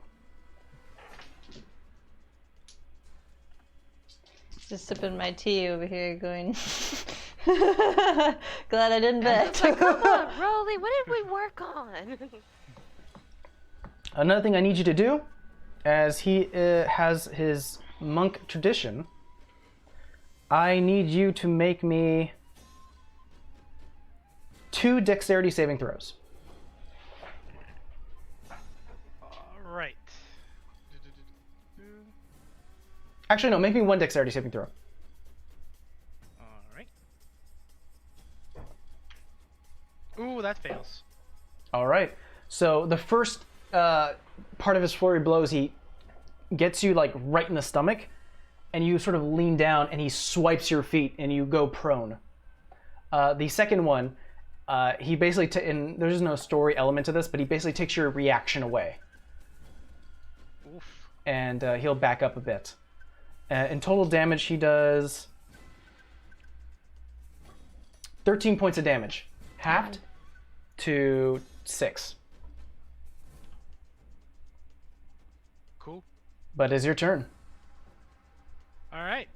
So I will use athlete to get myself up off of prone, only taking 5 feet of movement, There you go. and I will say, very nice. I will immediately drop my weapon, and I'm going to grapple him. Okay. So he's gonna make either. You're gonna make an athletics check, and he's gonna do contested either athletics or acrobatics. So Yep. let me go ahead and get that. Oh yeah, he's definitely gonna do acrobatics. That's a 22, by the way. Well, I wouldn't. Oh shoot. Yeah, he rolled a 20. You Ouch. immediately grab him like a bear, and he is now currently grappled with you. Just thought I'd get like nice and person up close. All right, and he gets his arms free. It's his turn, and he's gonna attack twice. One being a 10, Miss. miss. The other one being a 23. Hit. That does 4 points of damage, reduced to 2.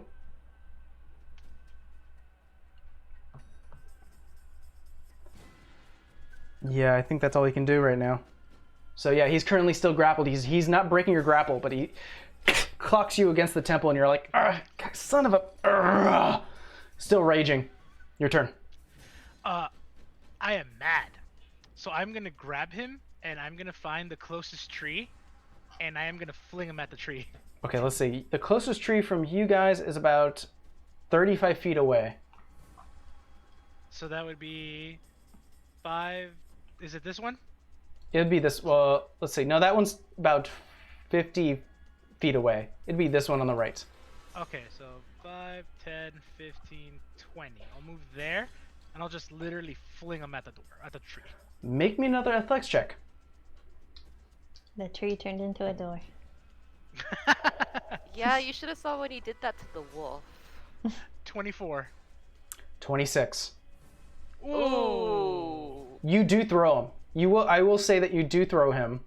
However, let's see, actually, no, he's got nat 20. He ninjas off the tree. So Gladiator rules is He, like, if you get a flips ring out, you are declared the victor. You throw him, he actually catches the tree with his feet and springboards back into the ring. Ah, Huh. clever. He kind of relaxes a bit. All right. I think we're going to call it a match. That was, I think, technically I did still touch something out of the ring, but my god, that was impressive. I've learned a thing or two. Huh. So, we're going to go ahead and call it a match there. Wait, was that a draw? No. It was Rolly whoever got wins. knocked out of the ring. Declare a ring out. And you see Jane going, yeah! Oh, wait. Oh, really? Oh no! Wait. Oh, wait. She was expecting him to go, no, I'm fine. But he was like, nope, he wins. No. I'm gonna hear that, right? And I'm gonna say, hey, Harvey, quick, punch me. Boom! And I'm gonna send myself flying. You land on the floor, acting as well as you can. He leans towards, or at least looks towards the two ladies and just sort of gives a wink. I'm like, but he picks you back up with the hand, Rolly, lifts you up. I'm going to. I'm going to take money from an old lady. I don't know. You were gonna take money from the church. No, I wanted payment from the church. There's a difference. What ends up happening, Rolly, for the next about 20 minutes, Harvey's going to teach you a few things. He's going to teach you to, when you strike an opponent while in rage, you can take their space if you choose to, as well as trying to numb yourself to the feeling of being stunned. You're still in progress of that, but that is leading you to your ways. As you guys start to leave the training space, a cloaked individual who's currently walking the main road starts to make a beeline towards you, Savannah. The man lifts up his cloak, bald head. You get to sense with his ears he is half elven. You do see a symbol of a raven mid-flight on his jacket. God damn it! Are you Savannah? I have a package for you. Reaches in, hands you an old book. With a I'm gonna kind of quickly open it. Sure. First, it's a little hard to read. There are symbols and like archaic encryptions and things of that nature, so it's hard to understand. But there is a letter written in Thieves' Cant. So I'm going to go ahead and DM you the letter. In the meantime, I take out a piece of gold and I put it in the you said it was elven, right? Half elven. Half elf, and I put it in his palm and it's like, thank you. Be safe. He takes the gold and leaves. So I've gone ahead and sent you the letter. But you also do have a book. You got a book? Harvey puts his arm around you, Rolly, and goes, "Dear God, man. I should call you Beast or something." Think it over. Think it over. I don't know. I'm still indecisive. I'll find my footing. Don't worry. I mean, I thank you for all your help. You've done a lot for me. Thank you. By the way, you guys are heading towards Isenby, right? Yeah. And be careful. There's been some... Well, I'll just be straight. I picked up a job while I'm here. Make some extra cash. If you guys are up to it, you can join me. It's on the way to Isenby, and I'll pay you half. Apparently there's some... I like money. Apparently there's like a band of goblins up there causing troubles to traders and travelers who are heading up to Isenby. I've been asked to locate them and sort of put an end to them. Guys, I like money. We're not next to you right now. Guys, I like money. Well, Harvey will sort of yells back, usher you "That's guys. nice." I'm all like, I get in trouble for liking money, so whatever. You take money from old ladies in the church. This is why you're in trouble. I wasn't going to take the money. I like her. It was a fun wager. She had fun. You could see Jane is like the biggest smile, and she's like, "When's the next fight? Are you two fighting?" No. No. Hey, I got a gold on that. A wise woman knows when to pick her battles, and Vera will probably cut off my head and skin me for a coat. I'm okay. She nudges you, Savannah. "No, I think you can take her." And then Look at Vera. she reaches over to Vera and she goes, I think you can take it. She's trying to incite a fight. I mean, you'd make for a fine coat. I'm kidding. I'll just pat Jane on the back. I'm kidding. I would never let them do that to you. No. But Harvey walks towards you all and goes, well, if you folks didn't hear, I took a job to find some goblins and sort of put a stop to their ways. They've apparently been bothering and attacking random travelers. If you folks would like to join me, it's about further upwards towards Isenby. It's all along the way, and I'll pay you half. What I accepted the job for. Just gonna take care of your grandma. As long as she stays here, she'll be fine. Something tells me she could probably take us all on. To be honest, nothing can stop my Mamo. She'll travel wherever she wants. If I can put a stop to these guys, that will put a bit of an ease on my mind. Yeah, she was gonna walk all the way here. She does that a lot. Told her not to, but she does it anyways. Well, look, if it will put your mind at ease, and you know, I like money, so yeah, more than happy to. Guys, what do you think? I like money.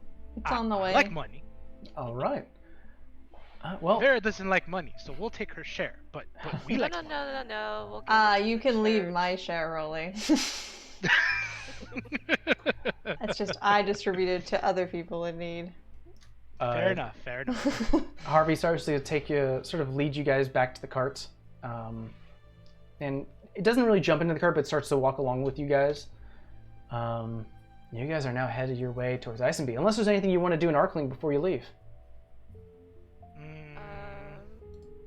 No, I think I'm set. You guys? We have healing potions this time, so okay. We can start traveling. All right.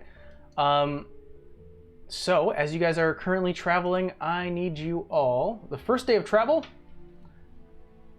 someone roll me a d6. Let's say Vera. Goody. A 1. A 1. Almost immediately, as you guys start to make your way north, near the end of the day. So it's becoming night now. As you guys are riding in the cart, something... The cart stops. As you all start to jump out of the cart, looking around, seeing what occurred, one of the wheels snapped. Gosh. Well... Huh. Hey Harvey, you don't happen to be good with you or Rolly happen to be good with fixing wheels, do you? I mean, we can try. I may have put on some weight. I'm sorry. Don't worry, big man. It's good weight, but. Well, we didn't have him before, so that's a little bit different. There's added weight. No Vera, offense. That's rude. He's our guest. No, I know, but I mean, we haven't tried the cart with 4 people. Okay. The point is, can we fix it? Well, let's set up camp here, and you guys are currently camped at what looks like to be like a lake. So as you look at the map, there is sort of like a running river. So you guys are currently past the river right now. There was sort of a dirt path that went over it. Sitting next to what looks like to be a wall of basically the wall of the mountain, next to a bunch of trees and a plain gravel space next to the river. You guys can rest, and Harvey is going to, if you guys are okay with it, I mean, we can probably dismantle some of the cart, like some of the... I was going to say, could we chop down some of the tree and then just... Oh, do you want to try it, Rolly? You don't have to ask me twice. All right. So. Hey, Vera, which tree do you like? He's the nature boy. I'm... Savannah, which one of these trees do you like best? What she said. Fine, I'll choose. The right one, Rolly. The right one. Very fine. fond. We'll cut the right one up. All right. Roll me a survival check real quick. With advantage, since Harvey's going to be joining you. Oh boy. That's a 6. A 6? With advantage? With advantage? Dang. Oh, wow. Wow. Don't hit yourself with the axe. You find one particular tree that you're like, Yeah, like that's usable. As you start to chop it down, you notice that it's got a bit of waterlogged near the roots because it's so close to the river, and the tree just and hits into the river and starts to flow downstream. Ah! Ah! Ah! Does that normally happen when you do that? I'm sorry, this has never happened to me.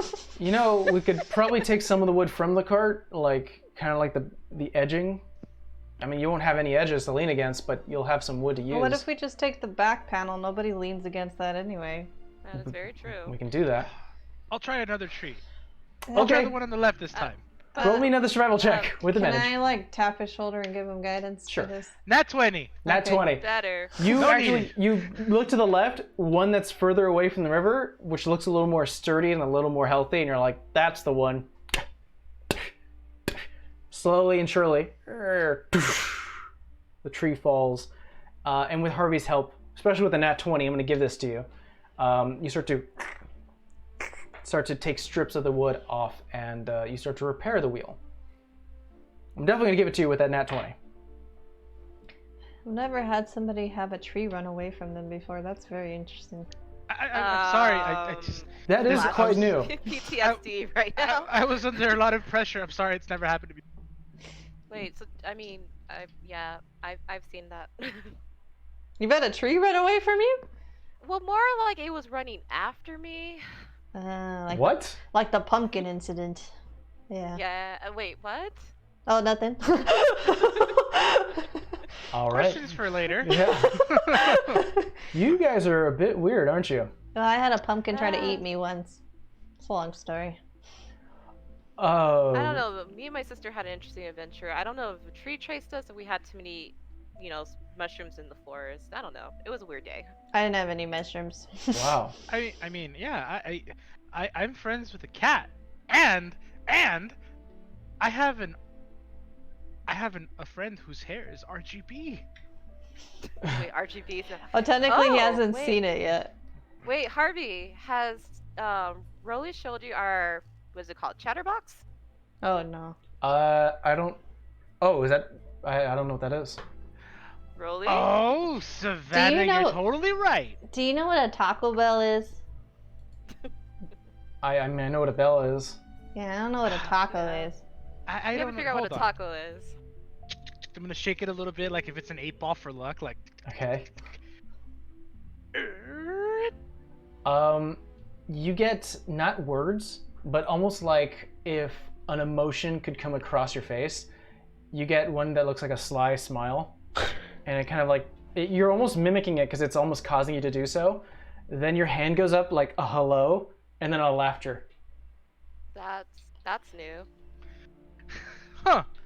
That's new. Did it Guys, tell you what a Taco Bell is yet? let me ask. Hey, what's a Taco Bell? So what does the cheddar box do? I don't know. It talks to him. Rolly. So okay, so we went We to a got it. magic store. Yeah. And like they had this box and it talked to me. The Genasi said it was an experiment, so I don't know. Okay. Weird. It tells me things.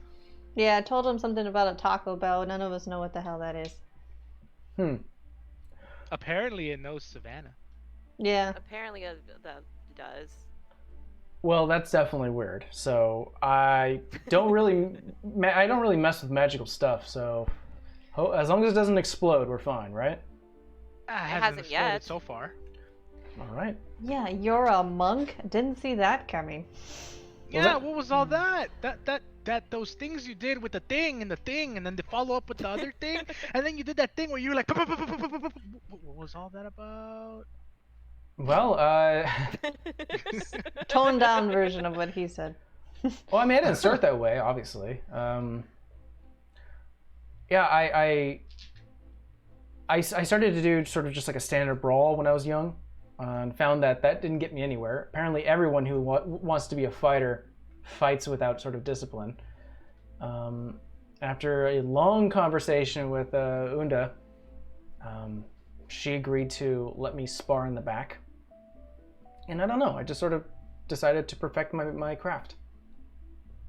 taught Yeah, myself some few things. I taught myself that if you hit a certain spot in a human body or in a person, it could really cause them some serious damage. But I don't know. I'm trying to figure out how to stop that, which is what I was showing you, Rolly. I mean, it caught me off guard. I've never seen that before. That it was like a flurry of punches. Yeah, that's a good name for it, actually. Oh, big He- brain time. He's learned a lot of things traveling with us. Sometimes we surprise him more than we think. All right. So who is taking first watch? Rolly. Does anyone else want to join Rolly or Vera or Savannah? Yeah, she can go. I'll join him. All right, Savannah. So Rolly and Savannah, as you guys start to take watch, both Vera and Harvey start to rest for the night before their own night watch. Roll me a d6. Mm-mm. Don't roll a 1. 4. 4. Savannah and Rolly, something catches your ear as you guys start to rest for the evening. You start to hear laughter from like very heavy set voices off in the distance, and as you start to walk closer towards the disturbance, you start to see a bit of a flicker of flame and the signs of a campfire. Ooh, Sab, you see that? Yes. Do you see any bodies? Do I Rolling, see anybody? rolling perception check with advantage as Savannah is helping you.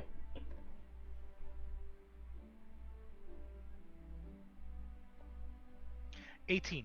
18. Good roll. You do see 2 bodies. Both individuals look like they're, well, for lack of a better term, fat. They are very rotund. Pudgy. Yeah, That's very a pudgy. pretty good word. Very pudgy. You see, they have like basically like the baker's body. If you know what that stereotype is, like very round bellies, chubby cheeks. You see one individual who, they're both humans. As you start to creep closer, one pale skin, a really like wild bushy beard, red. The other one darker skin and color. You see that he's a little bit older. He has like sort of a salt and pepper going on with a sort of very close beard, not as wild as the other one, but he does have like a wild mane, basically in this case an afro, with a like a very thick mustache. They're both sort of laughing along with each other. You start to smell at this point, especially with the 18, the scent of food, cooked food. Do you smell that? Mm-hmm. That What- smells delicious. What you hear is, so, what do you call it? I don't know. What do you call it? Ice cream. You get it? No. And they don't. They both just start laughing at this whatever was being told. Like this girl again, like they sound friendly. Do you want to go talk to him? All right. Go talk to them. I'll watch from the shadows. Sure. What? So what's I the don't plan? know how they'll react to the cat. I mean, how does anybody react to a cat? Natural instinct is to pet it. That's not what I wanted to hear. I mean, what would you rather them murder you? Logic. What time of the I would say what time of the night is it? It's like 9 p.m. But Okay, it's especially early. because of, yeah, but especially since the wall of the mountain blocks a lot of like the moonlight, it's very dark. I'm just looking at Rolly. I'm like, you got my back, right? I mean, duh. All right. All right, Well- I'm gonna walk to our campfire friends. Cool. Well, before you do so, we're going to go ahead and take a quick break, Yeah. and we'll see what happens when you speak to these rotund individuals. So, guys, we're going to take a quick 10-minute break. I'll be right back. Yay!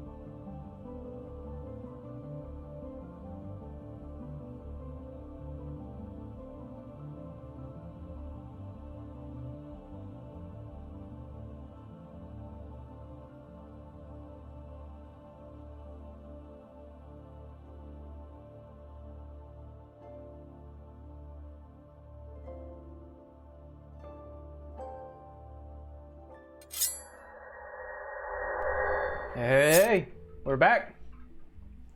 As usual. Why? Why, Steve? Why, Steve? Why? Why not? As per tradition, whenever we come back for the break, we're always mid-chew, eating whatever we got. I just finished a pizza. Not a full Have pizza, an ice slice. cream bar. Ooh. Must be nice. You just said you didn't want anything. I got you cheese. Oh no, I meant the pizza. And Fatal, to your question, can we have a quick recap? So what's happened so far is our players finally went to Arkling. They met up with Rolly's old sparring partner back in his Coliseum days, Harvey the Fist, who they've later learned was very much a devout follower of Melora, god of nature, also known as the Wild Mother. Had some discussions. They did a quick sparring match, and I beat him. And Rolly beat him. But did you tell him the part that I beat him? You beat him in the case of a ring out. One more time. In the case of a ring out. But what happened? But you did beat him. Oh. Yeah. He talked to you a bit, especially Unda, one of the priests or priestess of the Wild Mother, who informed that there's been some slight disconnect happening with followers of the Wild Mother and Melora.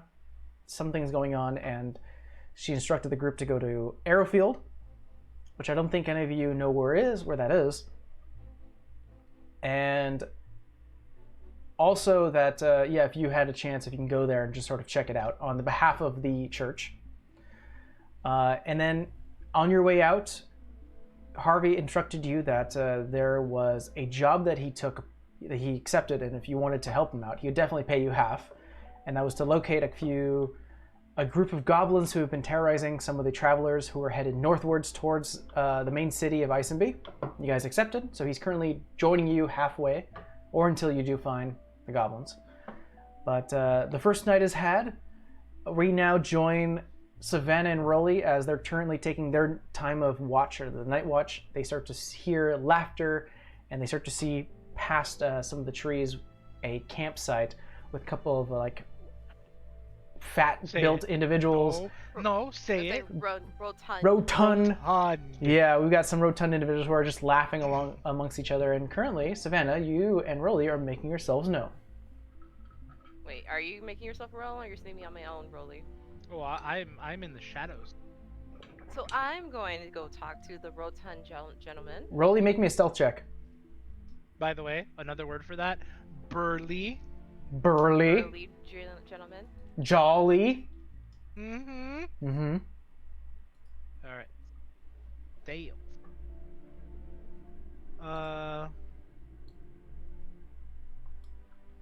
That is going to be a 12. A 12? Hold on. No, actually, I don't need a roll. You feel fairly confident. You don't know. You hide behind a few bushes, but you're not sure. We'll see. But Savannah, as you start to make your way out, the sound of nature crushing underneath your feet as you sort of make your way and move a few branches. The two men start to, you can see that they're beat red as they've been laughing the entire night. They look towards you. Good evening. Good evening. Good evening. May I join your fire? Oh, come sit. We were just telling each other a couple of stupid jokes. I like jokes. Go on. Okay, all right. Why don't you try? And the guy goes, all right. The one with a darker skin tone. What's a cleric's favorite hot drink? What? Divinity. They kind of do Vera's glad she's asleep. I smirk in the back. I kind of chuckle a little bit. All right, my turn. The other one sort of speaks up. Why are there no dwarven lawyers? They can't pass the bar. And the other one goes, that wasn't as good. All right, fine. I got one more. Why did the drow become a comedian? For the loth.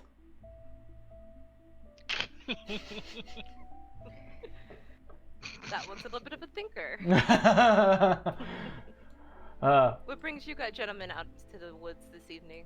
Currently, we're heading northwards towards Isenby. Same. We're thinking of opening a business. Oh, Rudy me.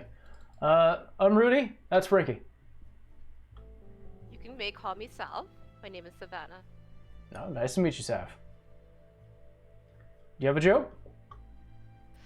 I'm not very funny, and I'm gonna take out a piece of gold and be like, I can kind of do magic and just do sleight of hand to make the coin disappear. Roll me sleight of hand. Pulled out all the food and all my food's buried in my dice. Ooh, nat 20. What you do is that you actually, within your claws, you dig your claws into the dirt, sort of scooping up a little bit of dirt in your claws, and when you get the coin and you release and almost like a puff of smoke, and it falls to the ground, coin no longer there. You know where it is. It's basically underneath your sleeve, out of sight, but each of them go, whoa! Oh, did you come from the traveling circus that just came by? No. Just little things you pick up along the way. Oh. Another one goes, I really wanted to check that out. I know, me too. I wish we were fast enough to see it. Tell me more about this traveling circus. I've heard things about it. We didn't see it. All we saw, and they point out, they actually pull out a flyer, something similar that you've seen back in Varsal. Apparently there were stories of them, like, acrobatics and clowns and divinity and fortune telling. We didn't get to see it, but apparently they're traveling around in the kingdom. Where'd you pick up the flyer from? Oh, picked it up in Varsal.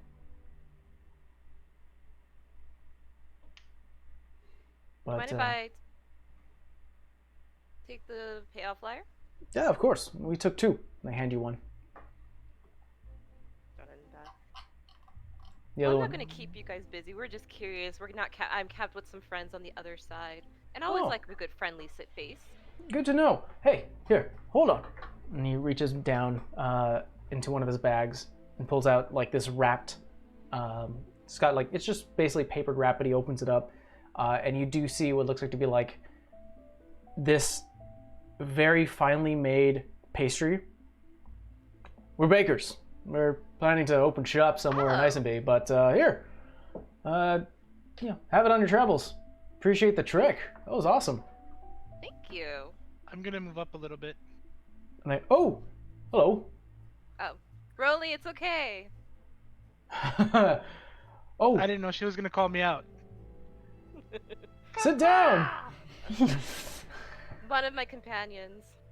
Oh, Speaking of magic, all right, have you heard this one? Have you ever heard the magic skillet spell? The magic skillet spell. Have you guys heard of it? No? Yeah, it's called cast iron. ha ha ha! See, I like this guy. He likes it.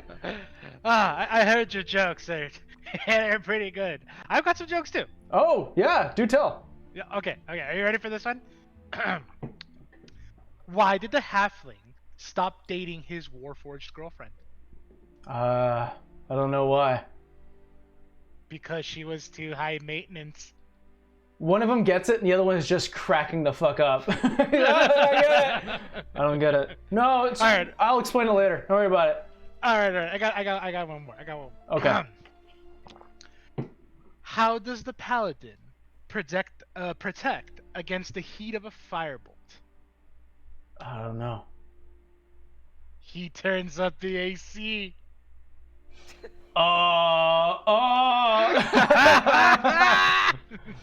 You seem like they grab their stomachs and they're just jolly as much. All right, I've got one last one. I don't want to hold you guys up. What a bunch of bards. Go on. Did you hear about the sensitive rogue thief? No. No? He took everything personally.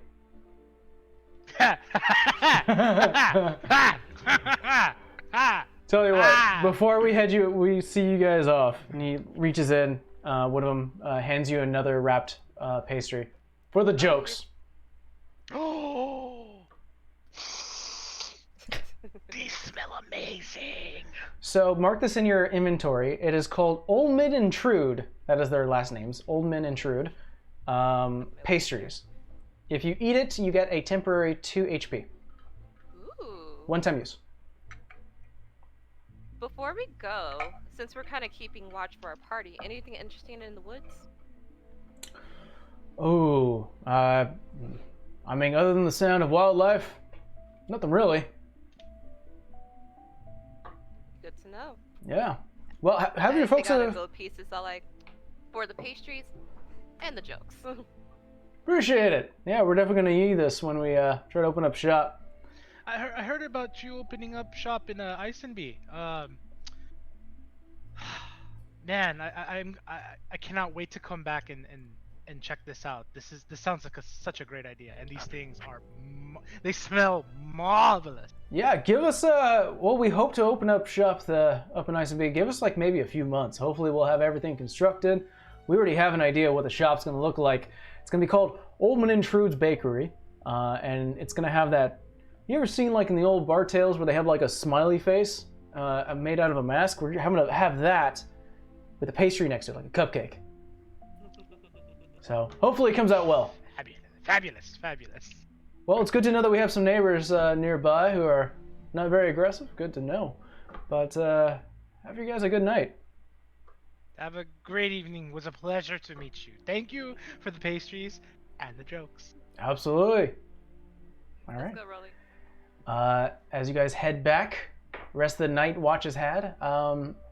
Vera, you and Harvey are going to take watch. So go ahead and roll me a perception check with advantage. Ooh. Better. 15. 15. Quiet evening.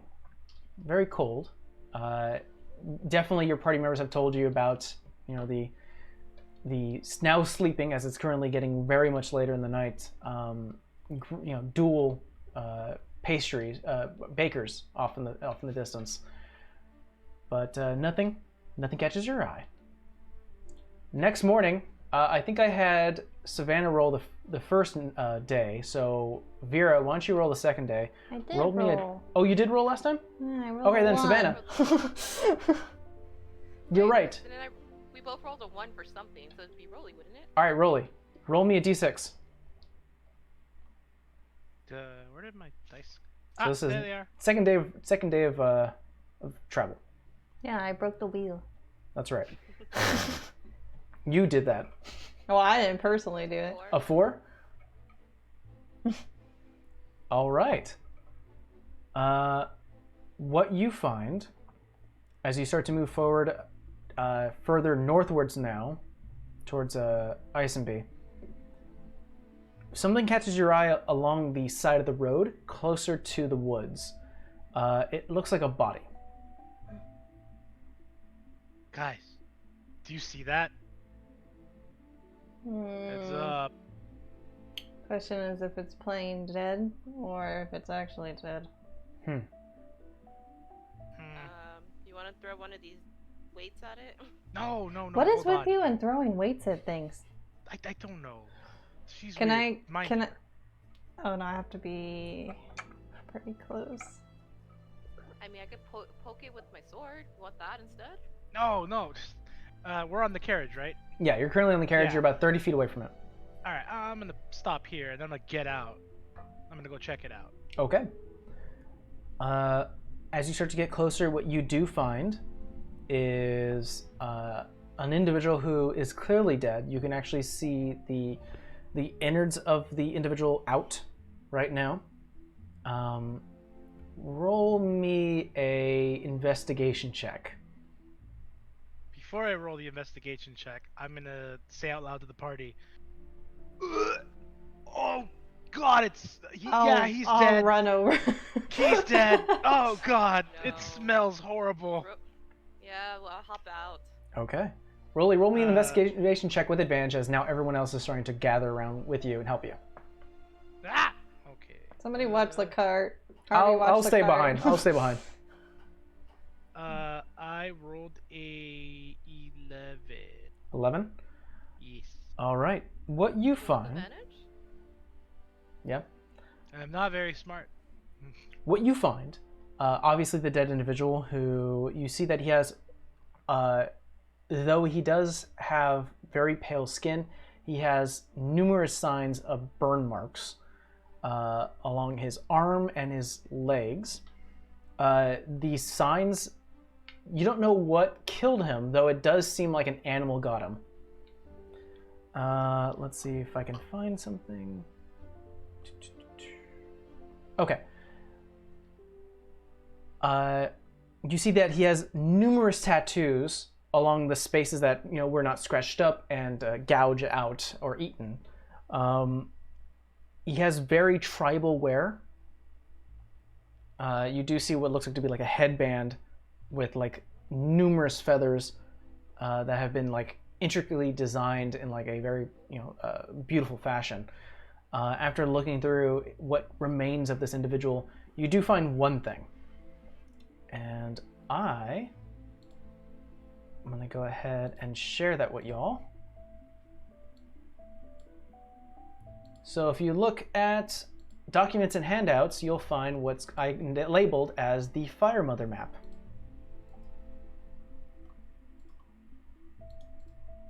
Guys, he's got a map.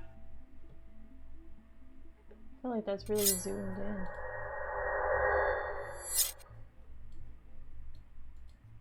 Do I recognize this? Yeah, I was gonna say, do any of us recognize this? Reach spreads. Needs to Roll me a intelligence check. Oh boy. See if this is yeah. something you remember. I'm super smart. Right. 16. 16. It looks a little familiar. It does. You don't know what the top piece is, but the bottom piece looks a little like your hometown. Guys, I swear I've seen this somewhere before. This looks very familiar. I wonder what that message means. Yeah, you do, and to read it out loud to the audience as well, it reads, their reach spreads need to find the Fire Mother. Why does that sound familiar? Maybe you should I show swear. Harvey. I've seen this place before. Harvey, Yeah. check this out. And I take the map to him. Okay. Walk back to the cart and he grabs it. This looks so familiar to me. I can't put my finger on it right now. I mean, it does look like a map. I don't know what these lines mean, and he's referring to like the crudely drawn lines made by you, surely. Yeah. Who's the Fire Mother? I know the Wild Mother. I don't know who the Fire Mother is. Yeah, none of us recognize that name. Roll me a history check. Alright. Can I as well? Yes, you may. That's not great, but hopefully it was in the high DC. 17. You are confident you haven't heard of this. Yeah, Okay. she didn't get it. I didn't get it. I Yeah. got a 12. This is brand new information, so this is all you found on the guy? Yeah, he's not. Well, he didn't look so great. Maybe we should. I'll go get him. I was Sure. like, maybe we should bury him somewhere, not in the middle of the road. He hands the map back to you, Rolly. Yeah, sorry. No, that's okay. I mean, I just, I've seen it somewhere before. I don't know where. Well, I mean, if we're headed to Isenby, or at least you guys are, they have a plethora of different shopkeepers and travelers and libraries, and people can probably tell you some more things. I guess you're right. Sure. All right. Well, at least that's all we can do here. I mean, I I'm gonna don't. Scoop him up and take him out of the road. You're gonna take the Yeah. body back to the road? No, I'm gonna take him off the road. And Oh no, he was off like 30 feet away okay. from the road. I didn't want to put him in the road. Sure. All right. Well, Are we burying him or just gonna lead him off the road? Yeah, we'll bury him. I don't know how this works, but at least if we're gonna go figure this out later, can we take his headband and just to let... I don't know if that's like offensive or not. Maybe we should bury him with it. Yeah, I don't know either. It's kind of sketch. okay. All right. Well, you guys, I'll say that you guys take about an hour to bury that individual. Rites are had, especially led by both Vera and Harvey, who are both religion inclined. As you start to travel the remaining of the day, it is now nighttime. Who's taking first watch? Guess I'll take it this time. Anyone joining Vera? I will join Vera. All right. Both of you, or at least either one of you, roll with advantage, or both of you roll perception checks. I can roll. I have what do you call it? I have a proficiency. Okay. Ooh, that's a good one. Ooh, that's even better. That'll be 21. We see all. All right. As you guys are spending the night, Rolly, without reacting, you hear the sound of like wood snapping. And what you start to notice are about 5 humanoid figures who are circling your camping space, not moving within 40 feet of your area. However, they're currently doing something with their hands, cloaked, circle around, do something else. They're currently doing that. They believe, yeah, they're acting as much as that you don't see them. Vera, you see that? Yeah. I'm gonna nudge the rest of the group, and I'm just gonna be like, and point. I'm gonna nudge Sav like, Savannah. Yeah, I'll nudge Harvey and just All be right, like, Harvey. What's going on? All right.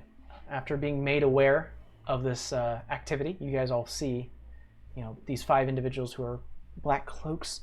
They're doing something to the ground, and they throw something to a tree, and they do something else and move over. Another one brings out a bag and starts to spread something on the floor. How big are they? I can tell. Even with a high roll, it's still hard to see because you're still human. You don't have really dark vision. You just catch this shadow, like the shadow of movement. I can't see. I've given you enough where you do see like cloak figures and you see what they're doing. You just can't see like what their build is right now because currently they're crouched down. A lot of their cloak is obscuring their view. All right, guys, let's go in there. Let's just bring it to them. We don't know what we're going into, though. Well, if we wait here, they will come to us. I'm gonna toll the dead on like the one closest to me. What does he have to make? He has to make a wisdom saving throw. He fails. So I'm just gonna flick my wrist and let it go. All right, you flick your wrist and a loud boom, like a bell in the air. Go ahead and roll your damage. We'll see what happens depending on the damage you do. 6. 6. The guy reaches to his ears, goes, "Ah, shit!" Everyone else stops. At least the 4 of the figures go, "Oh fuck." I bolt to the closest one to me. They're not really they don't know how to react as you start to. Immediately, I need you to make me a dexterity saving throw.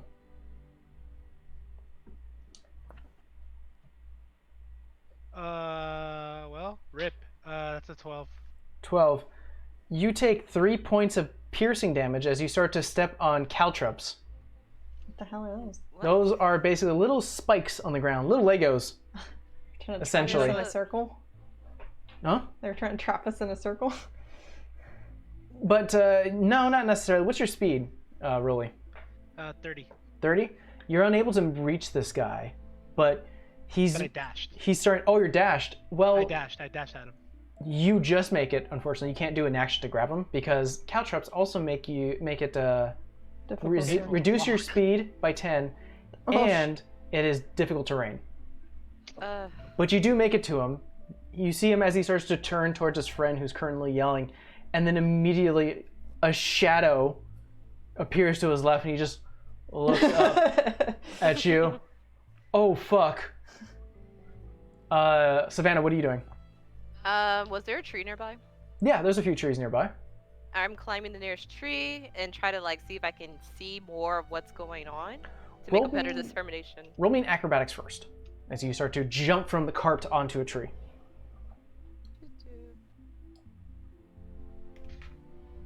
22. 22, easy enough. You springboard off the cart onto a tree, and you, with your claws, start to claw above onto a branch and jump from tree to tree. Now you want to see a little. You want to get a little better view, right? Yeah. Go ahead and roll me a perception check. Perception check. Since this die's been doing good with me. And I think I just jinxed it. That's a 12. 12. You're seeing the top of the cloaks of these individuals. You start to notice that they're not as large as you're expecting. They're no larger than they're actually way shorter than Rolly. I Yeah. mean, most people are way shorter than Rolly. The better question is, though. are they shorter than me? Yes, they are shorter than you. Okay. All right, so we're gonna go ahead and count that as a round. They turn around. One of them brings out a dagger towards you, Rolly, and is like, "Stay back! Stay back!" Oh fuck. He's not gonna attack you. He's basically gonna just take the dodge action as he's currently backing up. The other one who is currently like on the floor, he's like, "Oh shit!" Oh, and you see a bit of blood starting to like trickle down his from his ear down to his neck, and he's like, "She fucking did something." Do you always just sneak up on people in the middle of the evening? The three other individuals are gonna well, no, actually two of them, because only two of them have it. They arch a bow and they shoot two at you, Vera. Okay. A 6 Miss. and a unnatural 20. Hits.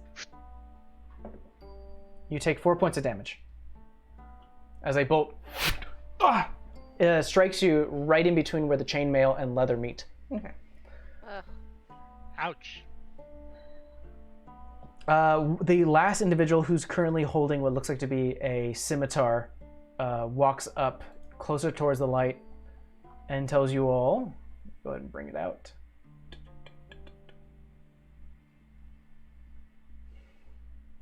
Well, I guess we couldn't stop you folks from finding us out. I would have asked you guys to rise and shine, but on behalf of my crew, as we have clearly outmanned you folks, I gratefully thank you for your generous donation of your cart and horse. So please do not stress and put down your arms. I don't think I really want to make that donation. All right, Matters Vera, what are to you stay doing? quiet in the tree, just like your head, nope. It's an action just to do emboldening bond, huh?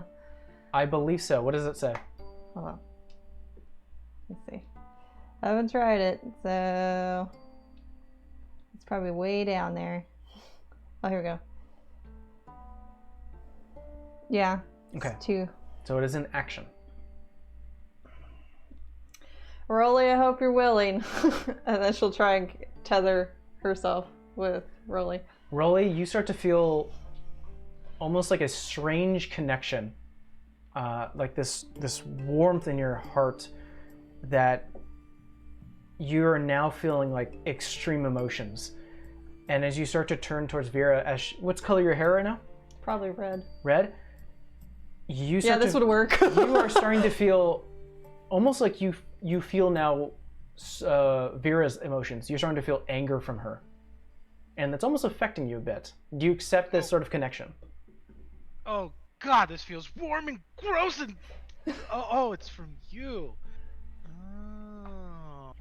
All right, I like what you're doing. Let's All right. keep going. You are now connected by some divine magic. But Rolly, it's your turn. How far is the guy in front of me? He is right in front. He's like 5 feet away, holding a small dagger, going, "Oh fuck! Oh, not me! Oh, not the face!" Oh, I'm going to just like, I don't actually have my sword pulled out because I just dashed. Mm-hmm. I am just gonna like, I'm gonna take him to Pound Town. Go ahead and roll an attack. D20 plus your strength modifier. I think plus proficiency too. So that would be 17. 17. Yeah, you connect. You start to notice these guys are just wearing simple leathers. So that is, you don't have to roll anything. It is 1 plus your strength modifier. All right, so that's a 4. A 4. You crack this guy against the jaw, and you see like almost like in slow motion, like almost like his cheeks do like that thing where it's like rippling. And then he looks at you, and he's like stumbling. He's still trying to catch. You can see like his eyes are still like spinning. Oh fuck! Oh. Savannah, what are you doing? Where are one of the 2 archers that attacked Vera and related to me? I'll say that you're like 20 feet away from one of the yeah. archers. Steve, you had a D4 to your saves and your attacks. Oh shit, that's right. So Forgot. every attack you have and save you add a D4. You have as this bond is still connected, you basically have bless. We both do. Ooh. Bless. Yeah. But you're about 20 feet away, Savannah. All right, I'm gonna use that 20 feet to jump off the tree to sneak attack one of them. Oh, okay. First, roll me stealth check to see if they've noticed you. Where's the paper? Roll high. Doesn't she get sneak attack? If she gets good sneak. So We'll that's gonna see. be 18. Yeah. Hold on. No. And? Oh. Nope, they don't notice you. Yeah. You actually land behind this guy and just a soft right behind. So you have your action. Oh my god! I just thought of something. She And, landed gonna- behind him like Batman. And I'm about to use my claws to sneak attack. Oh, okay. Roll me an attack. That's gonna be an unnatural 20. Oh fuck! Yeah, that connects. Bye-bye. And I believe your claws are 1d4 plus your dexterity modifier. Mm-hmm. Where's my D4? Modifier. So that is going to be 5 for that, but the sneak attack's the 1d6, right? Oh shit, that's right. Yeah, roll your sneak attack. That's why I said bye-bye. That's gonna be 10 altogether. Oh, this guy goes down. Like, right against his back. He actually drops his bow and he's like, oh shit! And he drops down. He's not And dead, but bonus he's... action, I'm gonna run away. Okay. Yeah, the other archer turns around and goes, Tom? Oh shit, where'd she go? And is just currently like trying to find you. Where's the bat? Where's the bat? Yeah, where's the bat? It's gonna be their turn. The guy with the knife. I'm gonna say with disadvantage, because he's gonna be like, oh, like. Oh, the one I hit? No, not yet. Oh. Oh, even with disadvantage, that's still not gonna hit. That's a 15. That hits. Oh shit. Okay. Oh, Merry Christmas. That's to be the only one. You take 4 points of damage. we'll split. Nope. You take 2 points of damage, Rolly, and Vera, you start to feel the same pain that Rolly feel, and you take 2 points of damage. You guys have split the damage. Yeah. Can she feel my rage? You guys are. It's almost feel like you're sharing emotions. You share emotions and pain. Do Such you an feel this empathic rage? character. Art thou feeling it now, Mr. Crunch? I mean, technically I was already pissed. Yeah. Because it's- I would have to read it again, but technically I can choose, like, the damage. You can choose how much damage to split. Yeah. Yeah. Just let me take it. It's okay. Yeah. it's a strange feeling that the slice went through you and you only felt half of it. It is now going to be, so that was Savannah, so it's back to them now. The guy with the knife just attacked. Now it's going to be the guy who's getting up from being hit by your Toll the Dead. Toll the Dead, and he's actually gonna start booking it, and he's like, fuck this, I didn't sign up for this. And he slaps the guy in the back, the one who was talking all bravado, and he's like, wait, shit, oh, okay, we're sorry. I don't think you're very sorry. I'm really sorry. And he starts to back up slowly. The one with the archer who's still freaking out, he's like, they got fucking Tom. They got Tom. And he's gonna shoot a bow at you. Vera. Oh, another unnatural 20. Hits. How do I wish I had a reaction? I could just go like, Rah! Send it to me. Send it to me. You take 6 points of damage. I'll take. I'll send it to Rolly. Oh, he is so going to. It's almost like this. Like Vera, you got shot with a bolt, and if we were to do like an X-ray thing where you It's just like see, you just see the gold flicker out that way.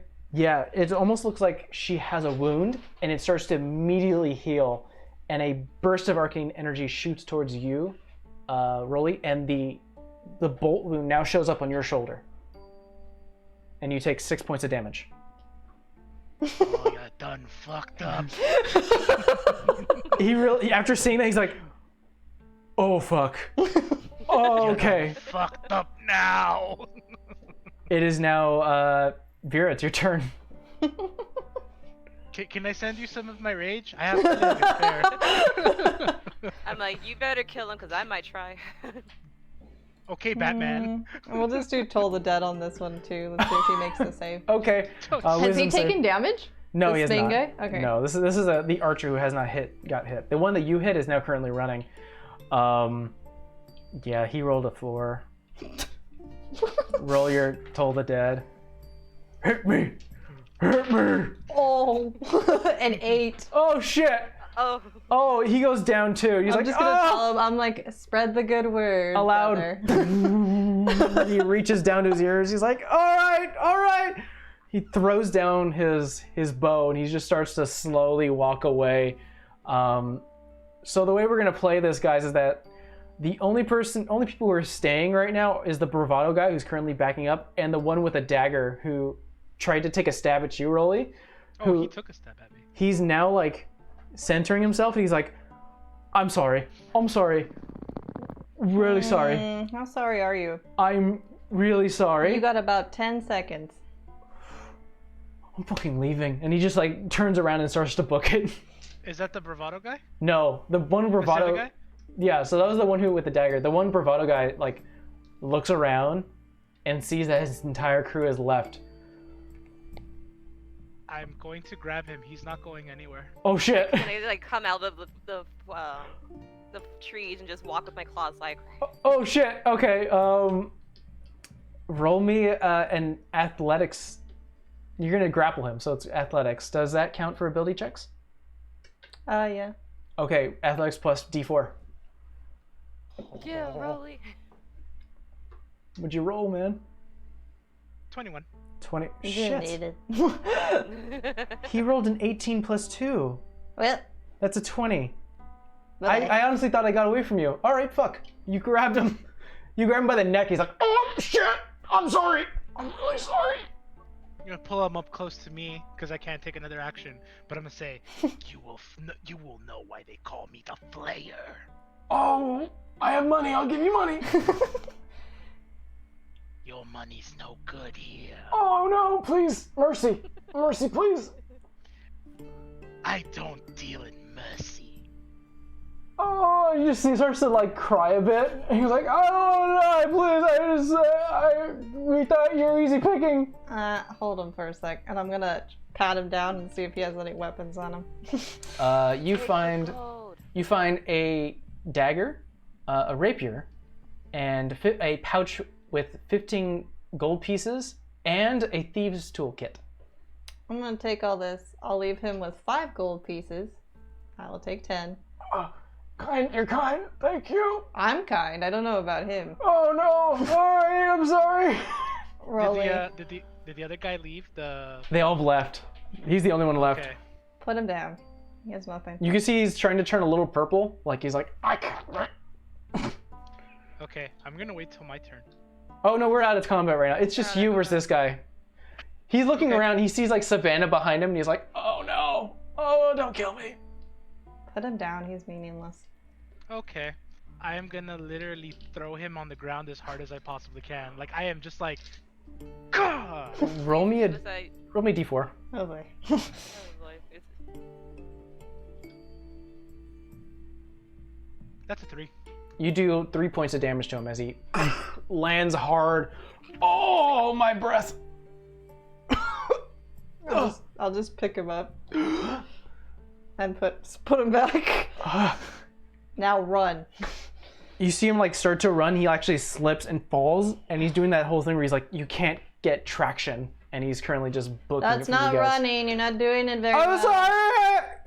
You starts to run further deep into the woods. And I will hand Is he, like- the weapons to Savannah. Ooh. But I don't understand why you gave him 5 gold, but ooh. So you have That 10 was gold. my kindness Why, exercise Vera? for today. Why? He touched me. How could you let him go? This is gonna make me look bad in the Coliseum, man. Well, I'm pretty sure you scared him shitless, and I had no plans on killing him unless he tried to, knock one of us out that bad. That was pretty He pathetic. tried. So Savannah, you have another thieves toolkit. So thieves tool. You have a dagger and a rapier, Things I can sell. and of course the bag with 10 gold in it. I'm gonna split it in 5 and give them each the 5. Ka-ching! Wait, where's Harvey? Harvey is currently leaning against the like on the cart, just. Well. Hey, buddy. Uh huh. You How know you our doing cart over was there? about to be stolen, right? No, it wasn't. No, it but my whole wasn't. thing is they said that and he's on said cart, so I mean, they Wanna would have had to explain deal with him if they Oh, took it. believe me, I was gonna have some fun if they decided to take the cart. They weren't taking the card. But I kind of felt that with roll at your side, you were gonna have it. But now I see that all of you can handle yourselves. So They're special. yeah, absolutely. That's scary. I have a question. If I cast Cure Wounds on myself, do we split that? No, it's only Okay. damage. real fast I go up to Harvey, I'm like, before I try to sell it, dagger? Rapier? Oh no, they call me the fist for a reason.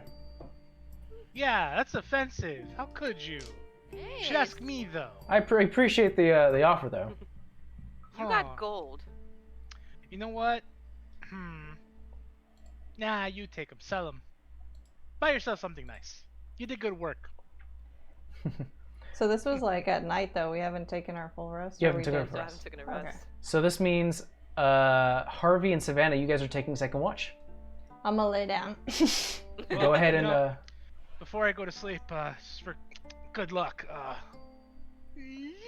Oh, okay. What you hear is beware the bat. Ooh. I came here for thief. Rolly the masochist. Guys, What happened? He's gonna ask us what's a masochist. then what's a masochist? Someone that enjoys Wanna take pain. that one, church girl? The box knows who I am. Apparently, I'm a masochist. You enjoy pain? You enjoy taking pain? I enjoy inflicting pain. I think that's a sadist. I'm gonna go to bed. It's for okay, later. Broly. Wake me up if Okay. something bad happens. Savannah, go ahead and roll me a perception check with advantage. This roll, you put your box away and go to bed. So that's a 23 23. and a 19. Okay, we'll take that 23, obviously. And nothing of note. You do see what looks like to be like the remnants of like actually what you'll end up doing. I think this is more appropriate. With the help of Harvey, you start to scour the outer layer, like the outer limit of your campsite, and you do notice like there's been multiple caltrops. By the way, you can go ahead and mark caltrops in your inventory if you decide to take these. Yep. Oh hell yeah! So you have 20. Can I get the ones that were inserted into my foot? Yes, you have 3 of them in your foot right now. Good. So mark that. They're So called caltrops? yeah, caltrops. And you do notice that there were multiple rope traps Take those along too. the edges. Take the rope as well. All right, you have a rope. So go ahead and mark between all the rope traps here. That would equate to about a 50-foot rope, a standard 50-foot rope. So you do have that. Okay. I'm gonna take whatever caltrops I have, and I'm just gonna give them over to Sav. I'm like, you could probably make better use of these than me. Let's be honest. All right. I'm carrying so much junk right now. Alright, I'll figure out what to do with it. I'll You take could the roll. probably like wrap it up and put it into the cart so that way you don't have to always carry it on your person. Alright. You said 20 of them, right? Correct. 3 of them might be bloody. Yeah, 3 of them are. You can see that like they have a little bit of a dent, like the middle, a little bit, but they're usable. Definitely usable. Still works. All right, we are now on day 3, I believe, I'm gonna click the long rest of button. of travel. Who hasn't rolled yet? I think we all have, well, like you as Harvey. Sure, Harvey will roll. We all rolled. Okay. Uh-oh. Fucking Harvey. As you start to what? As you said, okay. Oh, good. As you guys start to travel further north, you're only about a day away from Isenby. You do notice that there is smoke coming from the west side, off further into the trees, closer to the mountain. Should we go check that out to see if those are your goblin friends? This is smoke. Is it white smoke or black smoke? It looks like white smoke. That's Yeah. interesting. Let's see what the box has to say about that. Well, maybe give it some time because the box usually is about a few seconds late. Unless you want to open it now. Okay. What you hear is, "Hit me!" And then you hear, "Do they have tetanus shots in D&D?" What's a tetanus shot? And then you hear, "What?" What? Hey, do you know what a Taco Bell is? Sorry, guys, still nothing. Sorry. Okay. What's tetanus? I don't know. Mhm. So Still need to know what a Taco Bell is. you guys head further west? Yeah. Okay. So, like, we're ignoring the fires? There's smoke? No, we're going towards the We're fires. going Okay, got it. All right. head first. Roll me a survival check, everyone. Oh boy. Can I give myself guidance? You can. Yay. By the way, you have your bond back. Yeah. Oh, This no is bless. Noblesse. Yeah. Well, no, I have to do it every long rest. Short rest. I get it back. Sorry. Yeah. 19. 19. Very good. Hey, Uh. white fires in nature and trees and stuff. Nat 20. I know this terrain. All right. Well. 19. 19. Everyone rolled really well. Holy crap. You guys start to make your way west, not getting turned around by the multiple trees and forest area that is now starting to get a little more cramped in space. As the tree line starts to diminish, heading further west, you get closer and closer to the side of the mountain wall. There you do see what looks like to be a man-made fence off to the left-hand side, and what looks like to be an outhouse on the right-hand side. In between these two landmarks is a cave opening with numerous lights inside of it that reaches I think about 100 feet in. Within the cave itself, you do see what looks like to be a home. How big is the cave? Caves always bode well. The cave itself, actually, I can probably give you an accurate reading. Here we go. The cave is about 50 feet wide and about 100 feet, in length. Alright, well. I walk up to the cave. Okay. Knock, knock. You knock on the rock and No, I don't actually knock. I say that out loud. Knock, Okay. knock. you say knock knock, and I'm gonna go ahead and put you on map. Mm-mm. Like, how much of an echo was on that knock? Here, I'm gonna go ahead and put Harvey with you guys.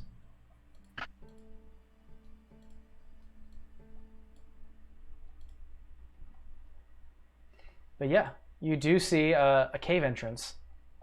You can hear the sound of water hitting a stone. I didn't hear anything, guys. Yeah, there was I no knocked. response to your knock knock. Can I Well- cast Tanner of Radiance on like a thing, or does it have to be a creature? What does it state? Says erupts from each creature of your choice. It had to be a creature. I'll take it. No. 'Cause You're right, a just- masochist. You're just gonna glow, but it's gonna do damage. Oh. Harvey reaches into his pack. I have a torch. Oh, I just lit one. Oh, okay. Sorry. No, that's fine. You can light it. Okay. Do you want me to go first? I will go first. The And I two walk 10 humans feet. without can't see in the dark. I'll go behind. I'll go here. I guess I'll take the rear. All right. So we'll have it like this. We'll say as you guys move forward, you do see what looks like to be a stairwell, or at least like a small staircase leading upwards towards a lifted up house on stilts. There are rocks and stalactites and stalagmites in this space. You still hear the dripping of water. The house itself is built above what looks like to be a small underground, like cave pool. Not fairly deep. You could see the bottom. It's only about a few inches. But yeah, there is lights flickering from the windows of this house. That's weird. Knock, knock. You can hear your voice echo, knock, knock, knock, knock. But you wait a moment, no reaction. Why don't you try actually knocking? Good idea. I'm gonna go knock.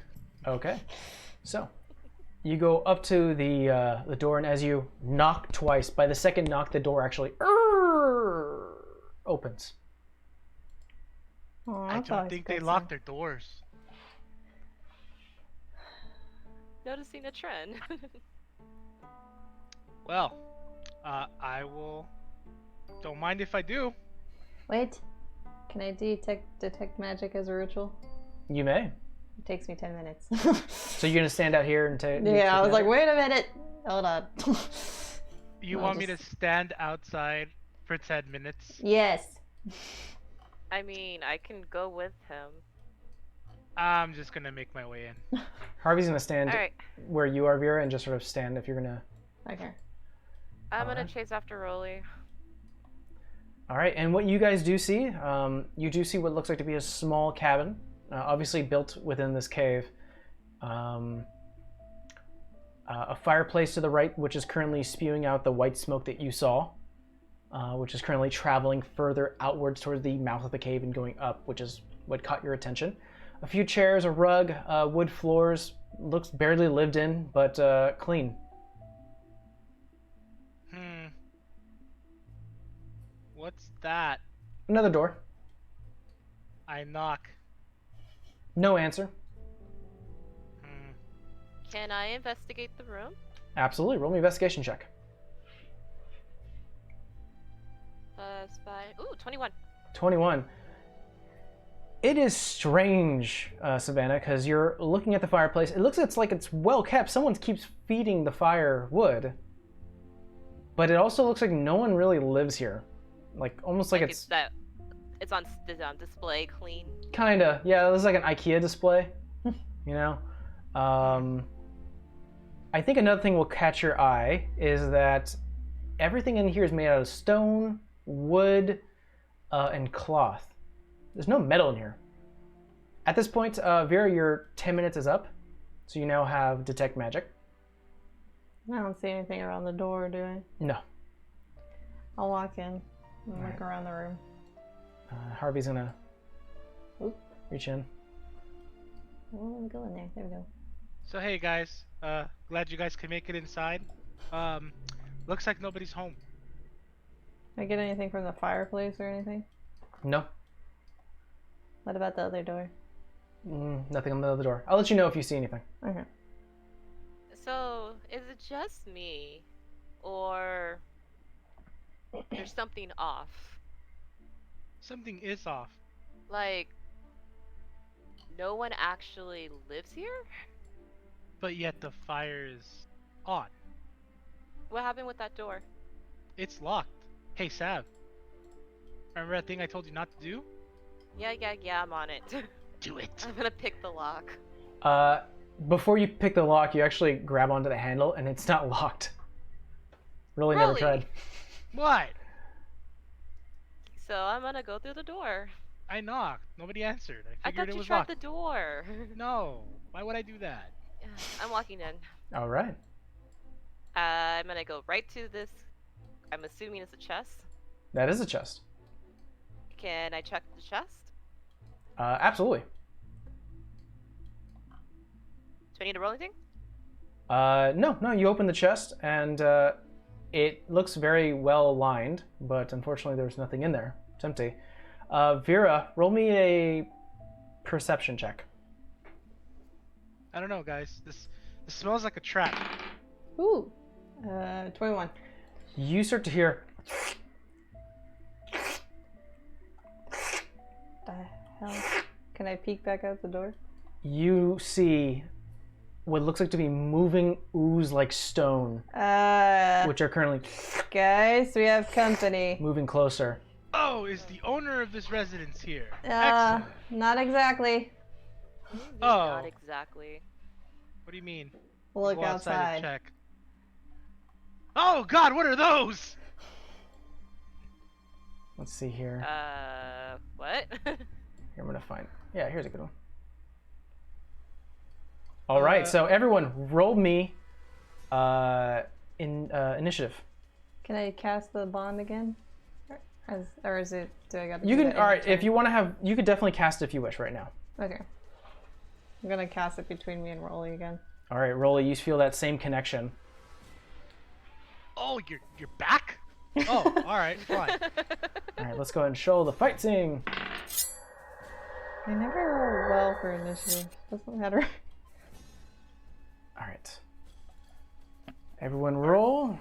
9. 9. Got it. 19. We're at 19 for Savannah. Well, 12 For once, I didn't want the For- high one. for Rolly. Man, he's rolling so bad. 6 for Harvey. assume that he's just sitting on the chair, just kind of chilling. 13 for the oozes. And Oh, they go first. 1. All right, so that means Savannah, you are first. Huh. Real fast to the party. Anyone has any ideas? I mean, I don't know what those things are. Are they friendly? I don't think so. But do we know? I've never seen them before. Well, I'm not gonna let it touch me. I mean, they can't be that bad, right? I mean, they're oozes, I guess. No. And my DM was Savannah know what a ooze is. Roll me a history check. Same. Well, not your turn. On your turn. 12. 12. Stories, but you do know that there's different types. You don't know what this is. Oh, great. Alright. But it's your turn. I'm going to... I don't even know what to do here. I'm gonna use my movement to move outside. Oh crap, there's a lot of them. And... Hello.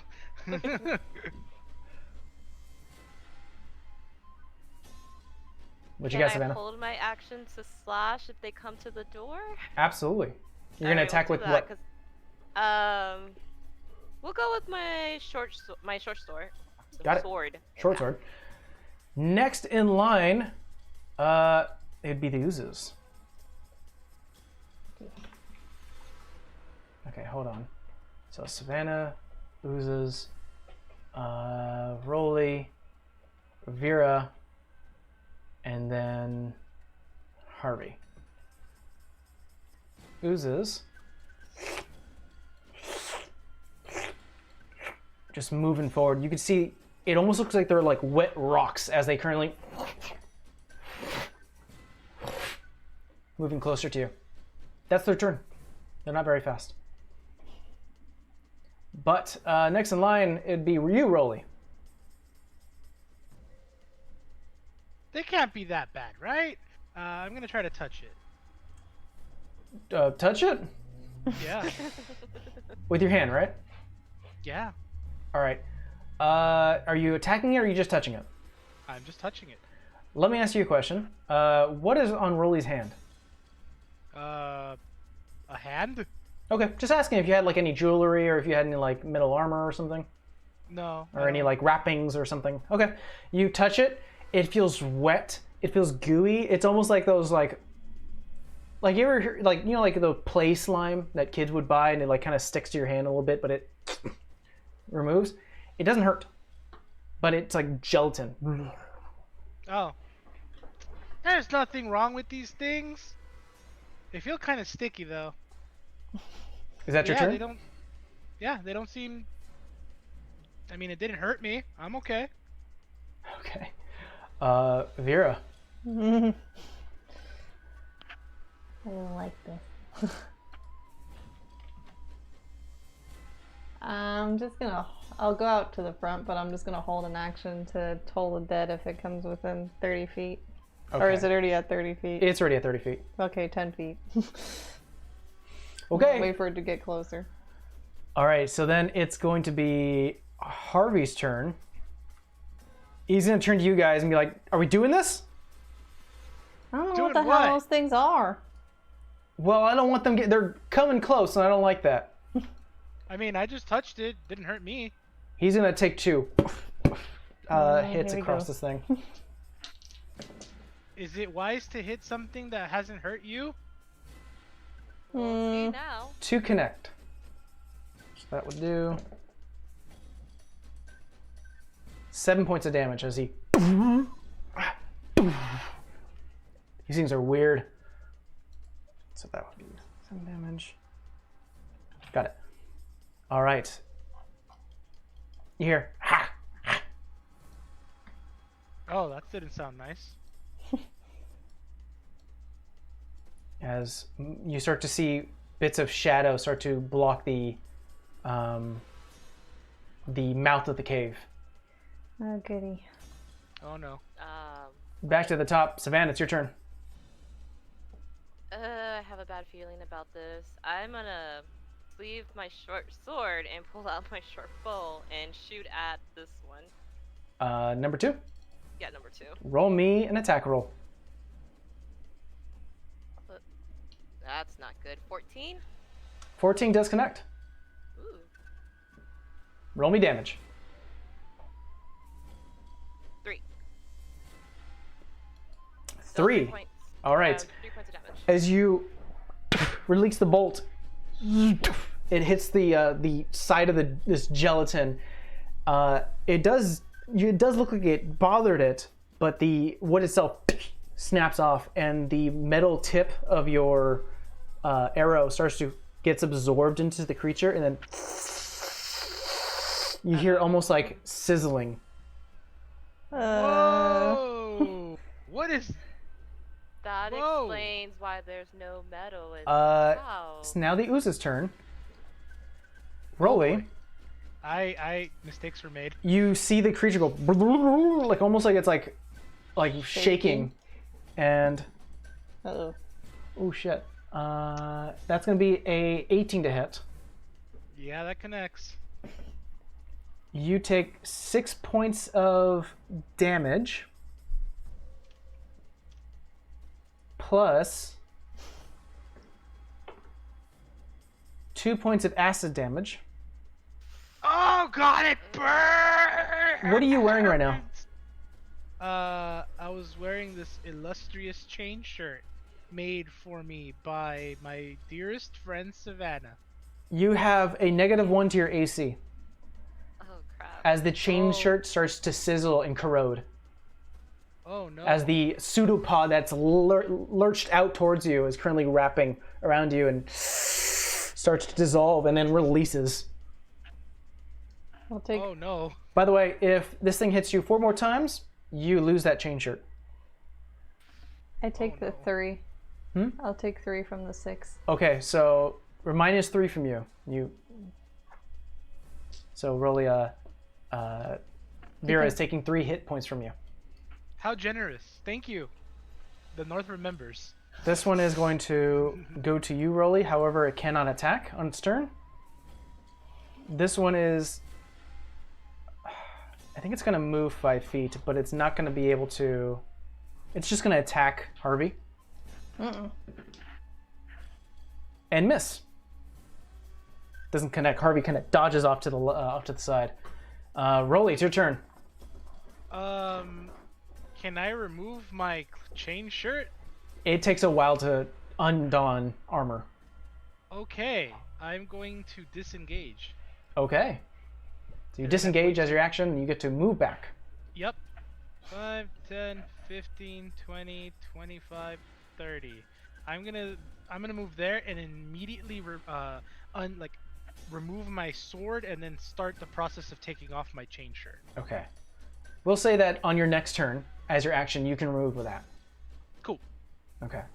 Vera, it's your turn. So I can do a cantrip and a spell that's a bonus action, right? Correct. Okay. I'm gonna do Toll the Dead on the one that's attacking Harvey. Okay. So it's got to make a wisdom save. Let's see here. Okay. That would be a 12 minus 2, so 10.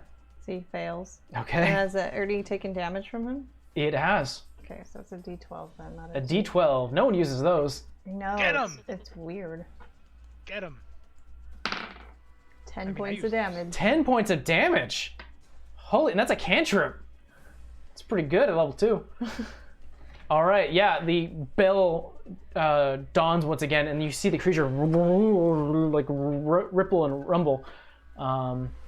It's still moving, but it definitely, you can see parts of it like start to slither off its a gelatin-like body. I will spend a spell slot as a bonus. It's a bonus action to do this spell, and cast Shield of Faith on Rolly, so he has a +2 to his AC. All right, you have a +2 to your AC, Rolly. Yay! So basically, your normal AC just +1 because you did take a -1.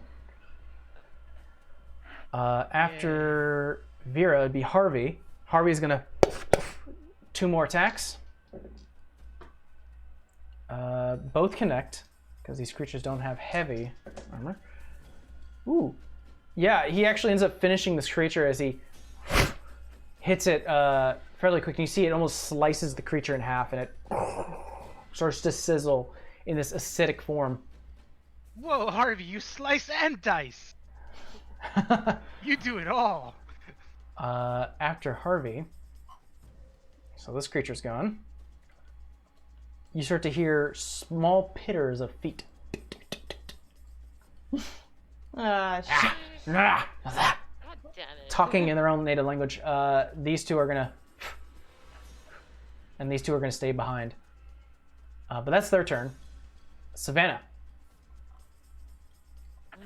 I look at Vera and I'm like, you got the ooze and I start on the goblins? I'm wearing shiny things, so we'll see. Alright, let's reverse that. I'm gonna take my bow and shoot it at Grey Ooze number 2. Go ahead, make me attack roll. Because it was attacking Rolly, if I attack it, would that count as a sneak attack? Unfortunately, it's Rolly disengaged, so it's currently got doesn't have its it wouldn't count as sneak attack. God damn it, Rolly. What? It was blowing up my shirt. It's eating. You gave me that shirt. I needs it. You needs it? I needs it. 23. 23, that hits. Alright. 6. And that's me 4 points of damage. Okay. All right, yeah, marking that. Once again, the bolt strikes it with immense force, and then immediately the wood snaps as the bolt itself starts to be eaten and corrode. All right. It is now the ooze's turn. This one, now sensing that the closest metal is Vera, Not touchy. it's not going to be able to attack, unfortunately. This one is going to go, do I have 10? Get over here. Wouldn't her hold action to trigger? No, I've already that turn already spent. Yeah. Rolly, it's your turn. So you're going to take your turn to undon your armor? Yes. Okay. You quickly, you hear a loud slam of metal for a man of your size hitting the ground. Can I fling it like 10 feet behind me? Sure. Yeah, that's fine. You Cool. throw it Throw behind your that and shoulder. then throw my sword and then call it a day. Okay, yeah. You're right now. You are bare knuckle brawl rolly. More importantly, I am bare chested. Yes. So your AC right now should be your dexterity modifier plus your wisdom. No, your constitution modifier plus 10 plus 2 for shield of faith. Yes. So keep them that on. is That's a lot of math. yeah, Dex plus Con Dex plus con plus 2. plus 2. So it's 10 plus dex plus con plus 2. So guess what? I have a higher AC than before. That's the thing with barbarians. It just happens. All right, Vera, it's your turn. I'm gonna blast this one that's next to me again with Toll the Dead, so they have to make a wisdom save. All right. So I'm not gonna hit it with anything now. No, 0. Okay. Roll the 2 has minus it 2. been hit? It's been hit by It has, yeah. That's another d12. 9. 9? Woo! It's still standing, but you can see parts of it start to corrode and slip off. Can I like back up, or is it gonna get an opportunity? It will get an attack? opportunity attack if you back up.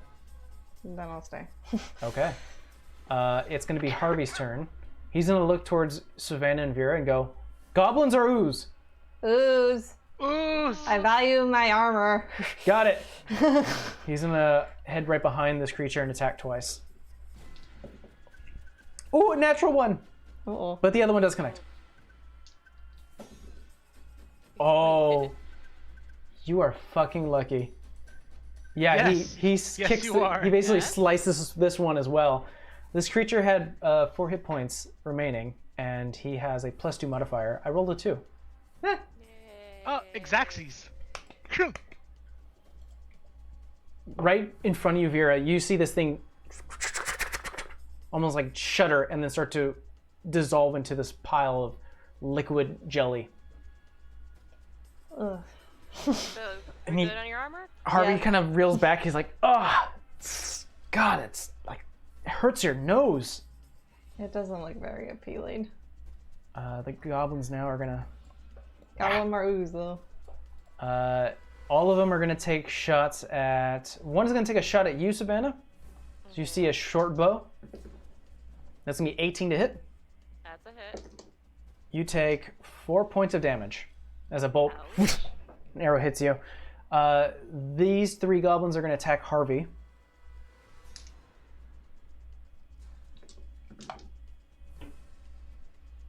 One's gonna miss. The other one's gonna miss. Actually, they all miss. Yeah, Harvey. Actually, no, he wouldn't attack. So he dodges all 3, and he actually starts to deflect some of them. Yeah, that's their turn. Savannah, it's your turn. Which one hit me? Number 2.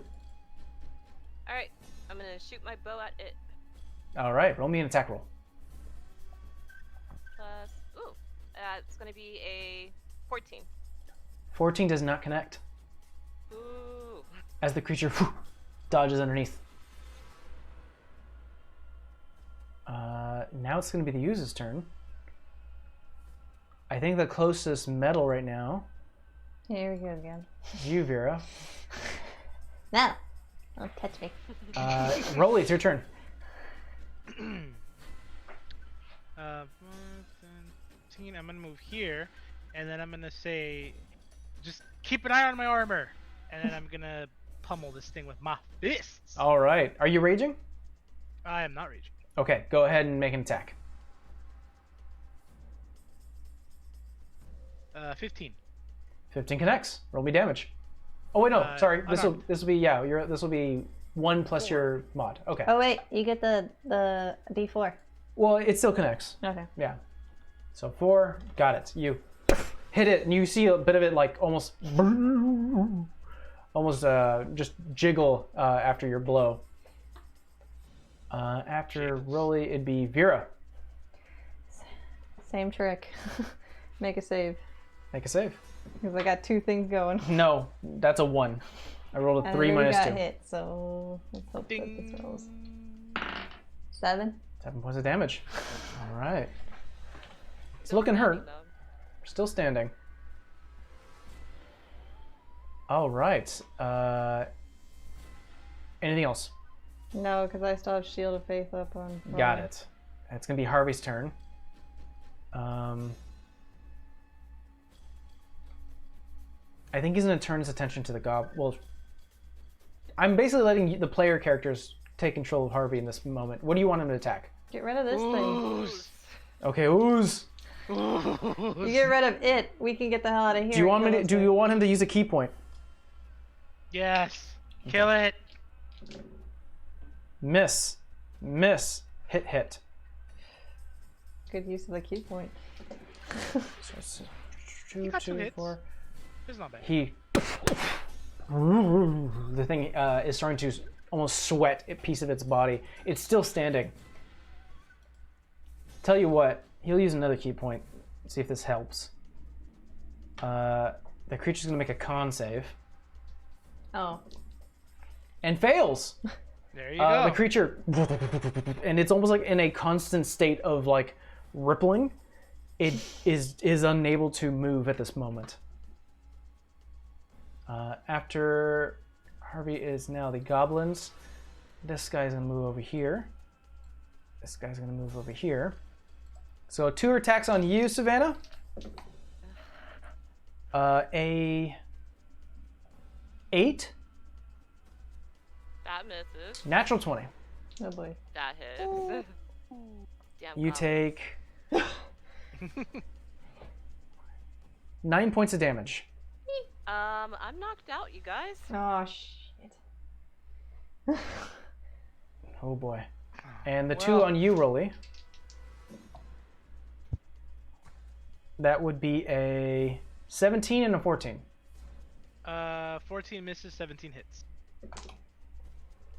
You take 5 points of damage. Alrighty. All right. Alright. Savannah, make me a death saving throw. Ooh, not 20. Nat 20. Not only are you back, you're up with 1 HP. Ah. Rolling a nat 20 on death saving throws are critical. Thank You are back in the fight. I'm like, drink your health potion. But if that's the end of your turn, Oh yeah, my turn, right? the ooze is unable to attack right now as it's currently stunned until the end of Harvey's next turn. So you can see it's still sort of rippling in place. Rolly, it's your turn. As a bonus action, I'm a rage. All right. After seeing your friend Savannah go down and barely get herself back up, ready to fight, the memory of her dropping down replays in your head, and you go into a rage. I'm gonna charge at the Goblin 2, and I'm gonna scream the words, "Goblin flesh!" You can reach him. That's 10 feet down, and that's 20 feet to get to him. So you can be right here, though Goblin 1 will get an opportunity attack on you. Oh no, I meant this guy right here. Okay. All right. 'Cause, yeah, I can see them, but I'm gonna sweep. Gotcha. Go ahead and roll me an attack with a D4, since you are bonded. Goblin flesh!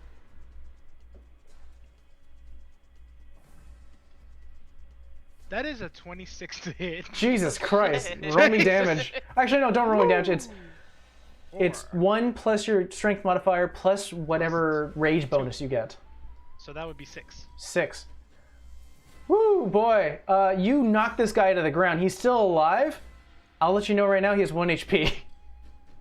No weapon. Knock this dude to the ground. Goblin flesh. It's currently laying on the floor. Vera, your turn.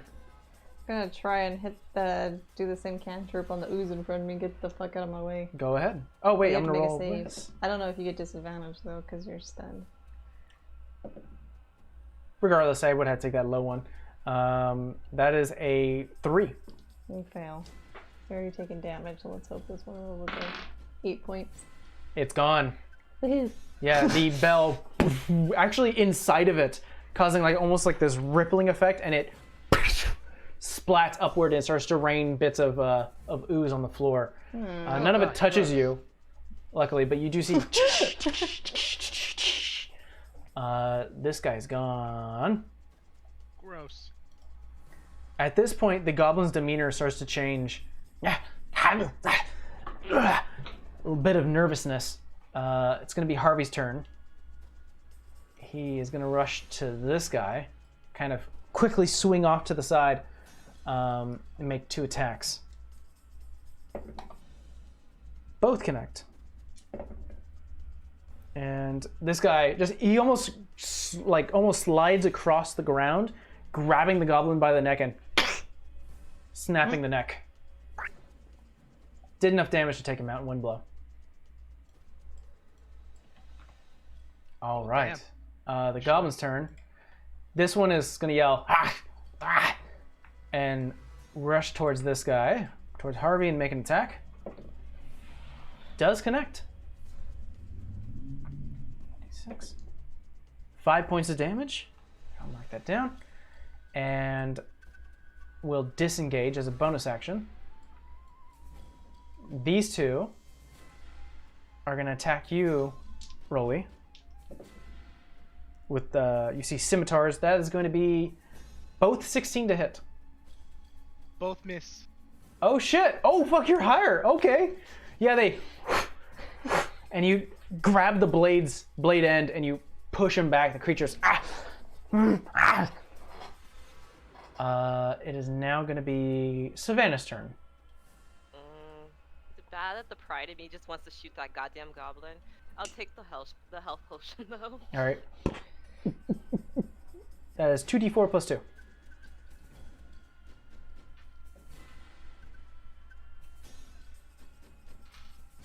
I mean, technically we have 2 each. So that's gonna be 6. 6. You heal 6 points of health. Any movement or bonus action? Sorry, No. actually, when you drink a health potion, that is a bonus action to do so. Oh. Yes. In that case, I'm gonna take my bow and shoot this goblin. Okay, which one are you doing? 1, 3, or 2? Goblin 2. Got it. Like, fuck that goblin. Get him. Well within your range. It's gonna be 16. 16. That does connect. Yay. Good. Oh! 6 points of damage. Yeah. Nice. You actually catch this goblin on the shoulder, and he spins like a full 180, and you see the bolt is still stuck in his shoulder. And he's like, ah! You basically put him to a twist. He's still alive, but he's. Oh wait, hold on. Did he take? No, he took damage before. No, this guy's gone. Deleted. Ugh. Stupid goblin. Yeah, this guy's toast. Falls to the floor, face down, life escaping his face. Rolly, it's your turn. Goblin flesh. And now I'm gonna put my attention to number 3. Okay. Roll me to attack plus d4.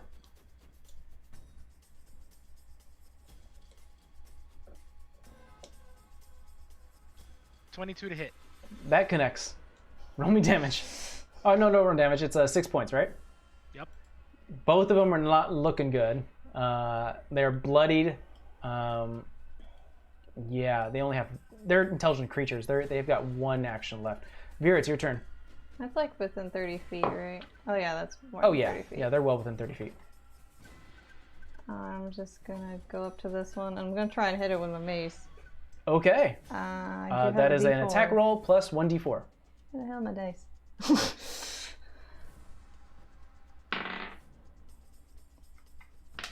Ooh, 19. That connects. Is dead as hail. I didn't roll great on that, but that's 3 points. He only She just goes swinging and then hits. You actually smack the side of his cheek as it currently goes flying 5 feet, landing into the other goblin and bouncing off that body. This guy only had 1 HP. He's gone. Deleted. After you, Vera, it's going to be Harvey. He's going to cut off this creature's escape. And actually, no, he's going to try to grab the goblin. And I'm going to roll for the goblin. Not succeed. He's trying to grapple, but the goblin quickly moves out of the way. But Savannah, it's your turn. Might as Oh, well no, it's close the Harvey. loop. Oh, The goblin's gonna take the disengage action, and he's gonna fuck right out of here. Does Rolly get an opportunity attack? Not when you disengage. Oh. So he's gonna get this far. Because he took his action to disengage, and that is movement. Savannah, it's your turn. oh no, he's not. I'm gonna. What's this thing called? I'm gonna use feline agility to get up to him, and I'm going to stab him with the sword. You see, everyone sees Savannah almost get down like in a hunting cat position, like on all fours, and rocket towards this creature at immense speed. Not like on all fours, but like running on two. What was the attack? 19 to hit. That connects. With your sword out, 6 points of damage. Yeah. you jam it into this creature. The goblin almost lifts up about 2 feet, looks down, and it just sees like the tip of the sword, and it's kind of grabbing it. Whisper into his ear. Whisper into his You ear. can feel like the life starting to fade, the fight from the creature. It's like too slow. Tell him And- the Lannisters send their regards. Lands on the floor, unconscious or What's dead. a Lannister? I don't know. You Just know. came to me. I don't know. It's weird. You guys are out of combat. Real quick, roll me just perception checks. Oh no. I Do we don't still like get our that. D4? Yeah, 17. 17, 14. 14, 18. 18.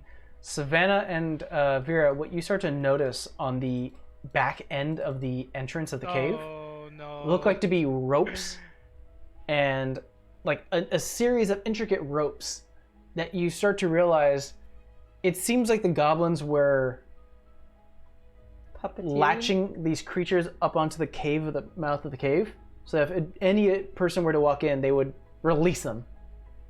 They would drop to the floor and head to the closest thing with metal. I'm gonna go bolt for my armor. Oh yeah, you don your armor. You still have a -1 to your armor. You may need to find a blacksmith to get that fixed. Might be a sign of we need to hurry up and get to town.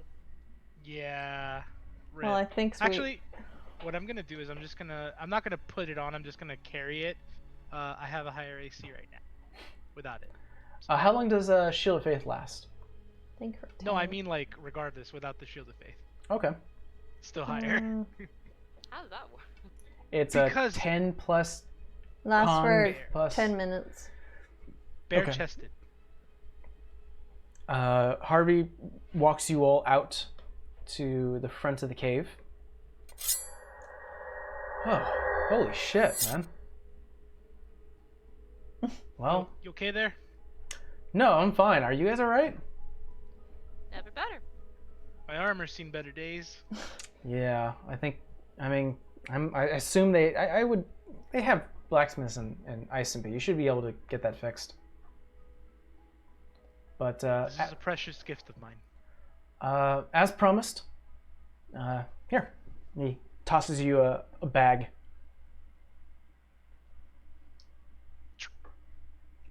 I Inside, look in the back. 30 pieces of gold. Sweet. I'll collect 10. my...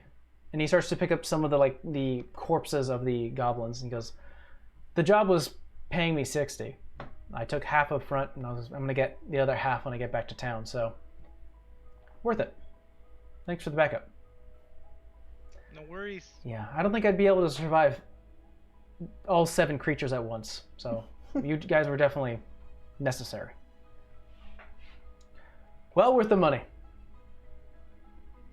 So 10 to you, 10 to you. So, I think this is where we're gonna split our, go part ways. I know you guys are headed to Isenby. I have to head back to my grandmother. It's good seeing you You guys. okay with your journey back? Yeah, I'll be fine. Well, this is a great fight, but I'm gonna be back for you. I want more. Well, tell you what. I'll spend some time at home, a few days, and then I'll make my way to the Coliseum. Maybe I'll catch you there. That'd be great. I'd like that. Awesome. Vera, Savannah, it was nice meeting you. And I'll definitely tell Mima that, you said goodbye. You as well. Stay safe. For sure. Send my love to Mom. I will. He packs up, grabbing a few of the, wrapping some of the bodies together and sort of carrying them off over his shoulder. Gives you a wave and starts to head south. So, How far would alright, mine guys. be? you are only a few hours away. It's currently becoming nighttime. Ugh. So you have Should we one stay more one night. more night or just push or trekked on to town? You could do that if you wish. We can try. I would like to trek on. Yeah. Okay. Just everyone roll me a perception check with disadvantage Aw. as you are moving through the night.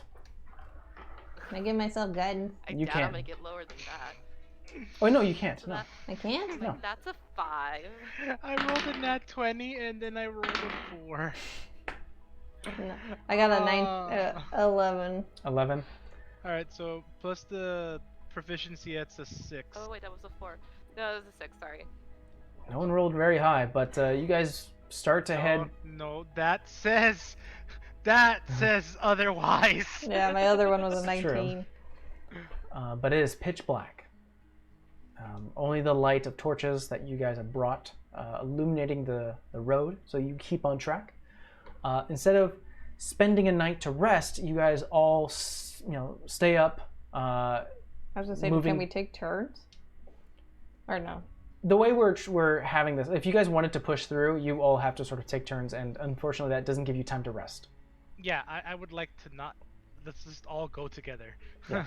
Okay. So the horizon starts to roll back as you start to see a large kingdom, large city, that is currently built up in what looks like to be a tall spire, almost like the city itself has multiple tiers leading up to what looks like to be a giant castle sitting on top of the hill.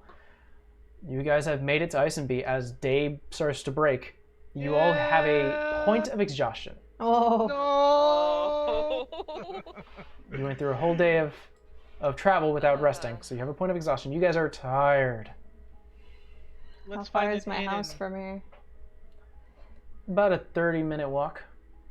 So, especially with your, and you can't really take advantage of the horses because there are so many. Actually, no, you guys are early in the day. 20-minute.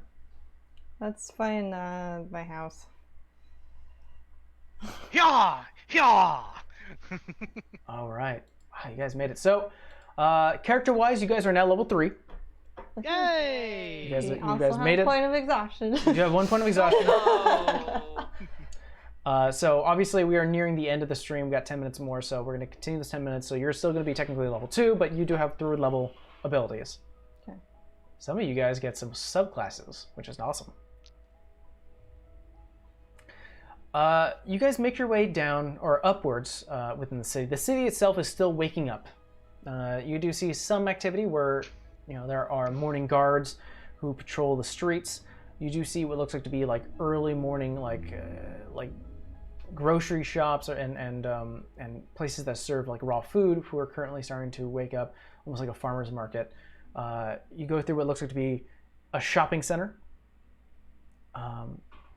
met with closed, but you can still see the signs, different general shops, glass blowers, blacksmiths, leathersmiths, stonesmiths, apothecaries, herbalist shops. It's got a lot. You do notice that there is a large library as you start to make your way upwards that is currently closed. And now you're starting to hit what looks like to be a almost like the poor residential area. You do see smaller houses, one-stories, shacks, bachelor pad type of spaces where it's only enough for maybe one person to comfortably live there.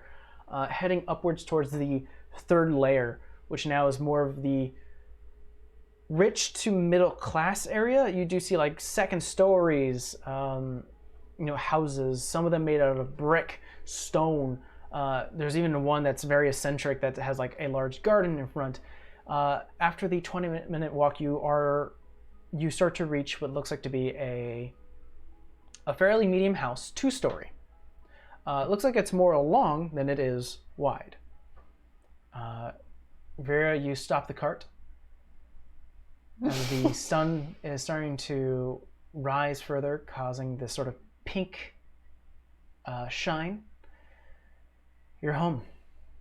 She's probably gonna go stark blue again. Because she doesn't want to really go in there, but she knows she has to go in there. But everyone else, you have stopped at currently Vera's told you to stop Rolly, and you guys have stopped in front of a house. Whoa, Nelly, whoa! We are here. Yeah. Hey, Sav, you mind opening the door? Okay. I'm gonna get out the cart and try to open the door. It's locked. Do I have a key? Because didn't you mail me a letter? You do have a key. Oh, my bad, here. I was saying, I'm like, you want me to break into your own house? I'm gonna Wait. use the... You do live here, right? I do, it's just there's a lot of memories in there. Alright. Okay, So- just want to make sure that this is, in fact, your place and not someone else's. It is! You'll see a giant picture proving my point when she walks in. Sandy, you put the key in and opens. Do I see this giant picture? You poke your head in, and you see what looks like to be treated, plain, like grayish stone flooring that reaches outwards towards a small hallway. Onto your right-hand side, you do see it looks like to be a fairly nice kitchen. Doesn't look super lived in, like if these individuals were here for a bit and gone. To the left, you do see a large living room space with a large golden framed portrait. There you do see a young man. Young. I would say. How old did you say that Uthiel was? 30s. 30s. Okay, middle age, or young middle age type of thing. You see him in what looks like to be like city guard, a uniform that has been quite polished. You see his hair pulled back for once and not having the helmet hair. The beard has been trimmed and combed, looking well decorated. Next to him, not in armor, but dressed in a very finely made gown. Decided it was going to be green. Green? Yeah. I was playing with colors. Green ground. Green gown. Do you want to go ahead and describe what your character looks like in this portrait? It's like a really long ball gown, so it has like a very long train. The picture was basically done by her parents, so it's like all hand painted. So she's got like a gold headpiece on, and it's basically their engagement photo. Aww. That's why she's just like, nope, I don't want to go in there. So I'm gonna go back to the door and kind of look back. It's like, oh, you look so beautiful. Oh boy. You see Vera in the photo currently has her arm wrapped around the other, basically Uthiel's arm, who has it currently cocked up and has his hand on her hand. They're looking straight forward towards the photo. In the photo itself, Vera has this bright golden hair that is currently crested over her shoulder and then reaching down. Looks like it was a bit longer. Have I seen that color before? You have. You've seen Only it back once. when she back in Whistle. It looks familiar. Yeah, but the entire space looks a little dusty. Hasn't been lived in a while. But yeah, welcome home. I'll make my way upstairs awkwardly. All right, so I'm gonna ask each individual player what they're doing in the room or in the house. So Feel free to explore. let's start with Rolly. Rolly, what are you doing? I mean, it's about that time, so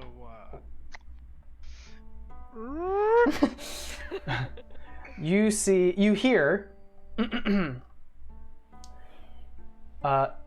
It's a picture of Theo.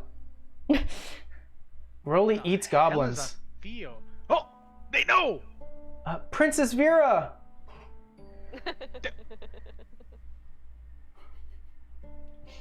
I love the chatterbox. Questions for later. Savannah, later. what are you doing? Well, now I have time to breathe. I took out the book that the messenger boy gave me to start reading through it. As you start to look through it, it'll take you some time to read the entire book. It looks like the notes and instructions have been written in your friend's hand, who has written in code, which you recognize, but some of them are like, these are really intricate. Basically, that's just me saying that you won't have access to higher spells until further later. But you do recognize a few of them. So, of course, when you do level up, you can choose the number of spells given to you. Yay! Yes. I'm excited. Ka-ching. Yeah. So. Then I'm gonna pull out a quill and some paper, and I'm going to write a letter to Leon. Okay. All right. Just starting to write your letter. Vera, what are you doing? Probably just kind of stopping herself from going up the stairs. Like, she's probably just hovering there awkwardly. We'll say, Vera, you make your way halfway up the stairs. You're holding onto the railing, and in front of you, you do see two doors, one to the left, one above you, like, you know, as you currently go upwards. You do know the room right in front of you is the bedroom, and to the left is a closet. She's just gonna go, nope, and walk back downstairs. The familiar sound. Vera makes her way back down and is kind of just shaking her head. Are you okay? I can't go in there yet. You want me to? You can go in there. Kind of jumps up and runs up the stairs. It shouldn't be locked from what I remember. Feline quickness. Makes your way upwards. Oh, Opens gotta the tell door. me twice. Opens the door. And you'll find out next week. We're gonna call it a day, guys. At least we made it to the house. Made it to the house. Made it to the house. Made it to Isenby. You're level 3. Yay! Who knows what's up there? For all I know, that I'm gonna get an arrow to the head as moment. Hopefully not. I don't think so. All of you guys are still tired, by the way. Yeah. I feel like Vera's just gonna go plop on the, I guess, couch or chair or whatever. There's like a seating space, a couch sitting area. Just like, nope, nope. That bedroom at all costs. Yeah. All right. You want to open that box one more time, Rolly? Guys, what's a Theo? I don't know. I'm still working out what's a Taco Bell. Oh my god, I totally forgot. Guys, they know Vera. It knows Vera. How do they know me? I don't know. It called your name, and it called you a princess. I'm not a princess. I'm a daughter of a guild master. So Sav, would that be a princess? No. No. I must dig further. Yeet. All right, you hear the following. Of course he does. Properly cooked, goblins taste like fine cut beef. Fine Huh. cut beef. Fine cut of beef. Interesting. And then you hear, steal stuff, Savannah? No. No, No? Rolly's the only one who hears this. I'm just saying. And then you hear, nobility. So the stealing stuff is noble? What? I love this. This is the best. This is the best item. I think that box is only confusing you more. I'm too tired for this. So stealing is noble, and yet you yell at me. Not in my house. Yelling up the stairs. I'm confused. I don't know what to think now. Box is a cursed item. I- Yeah, it is. All right, guys. We're going to call it a night there. Thank you again for joining us for episode 4 of Magic at Mostead. We will be back with episode 5 next week. Bye. And now these guys are at the basically they're at the capital of the kingdom. So many things to do. Yeah, that we gotta follow up on. So many things. I'm probably gonna follow up with. Time to fuck shit up. Yeah, I'm gonna have to talk to each of you guys to ask what you want to do privately. Fuck shit up. Because I am not gonna Besides prepare. that, I'm not gonna prepare 90 things. There's so many things to do, and Ice and B is basically filled with everything. So I'm not gonna prepare for everything. So I'm gonna ask you guys what you'd like to do, and then we'll work on that. Bars, mead. Yeah, he wanted to Handmaidens. eat stuff. By the way, if you want to eat something or you want to go to bars, let me know and I'll make some stuff. Bars, mead, and handmaids. Yep. handmaids. Handmaids. What? Get? Handmaids. Not in my house. All right, guys. I was like, you can drink and eat in here, but you're not bringing no horror back into my house. No thieving, no whoring, no nothing. Damn, this is a house of prunes. All right, guys. We'll check you next week. Bye. Uh, Later.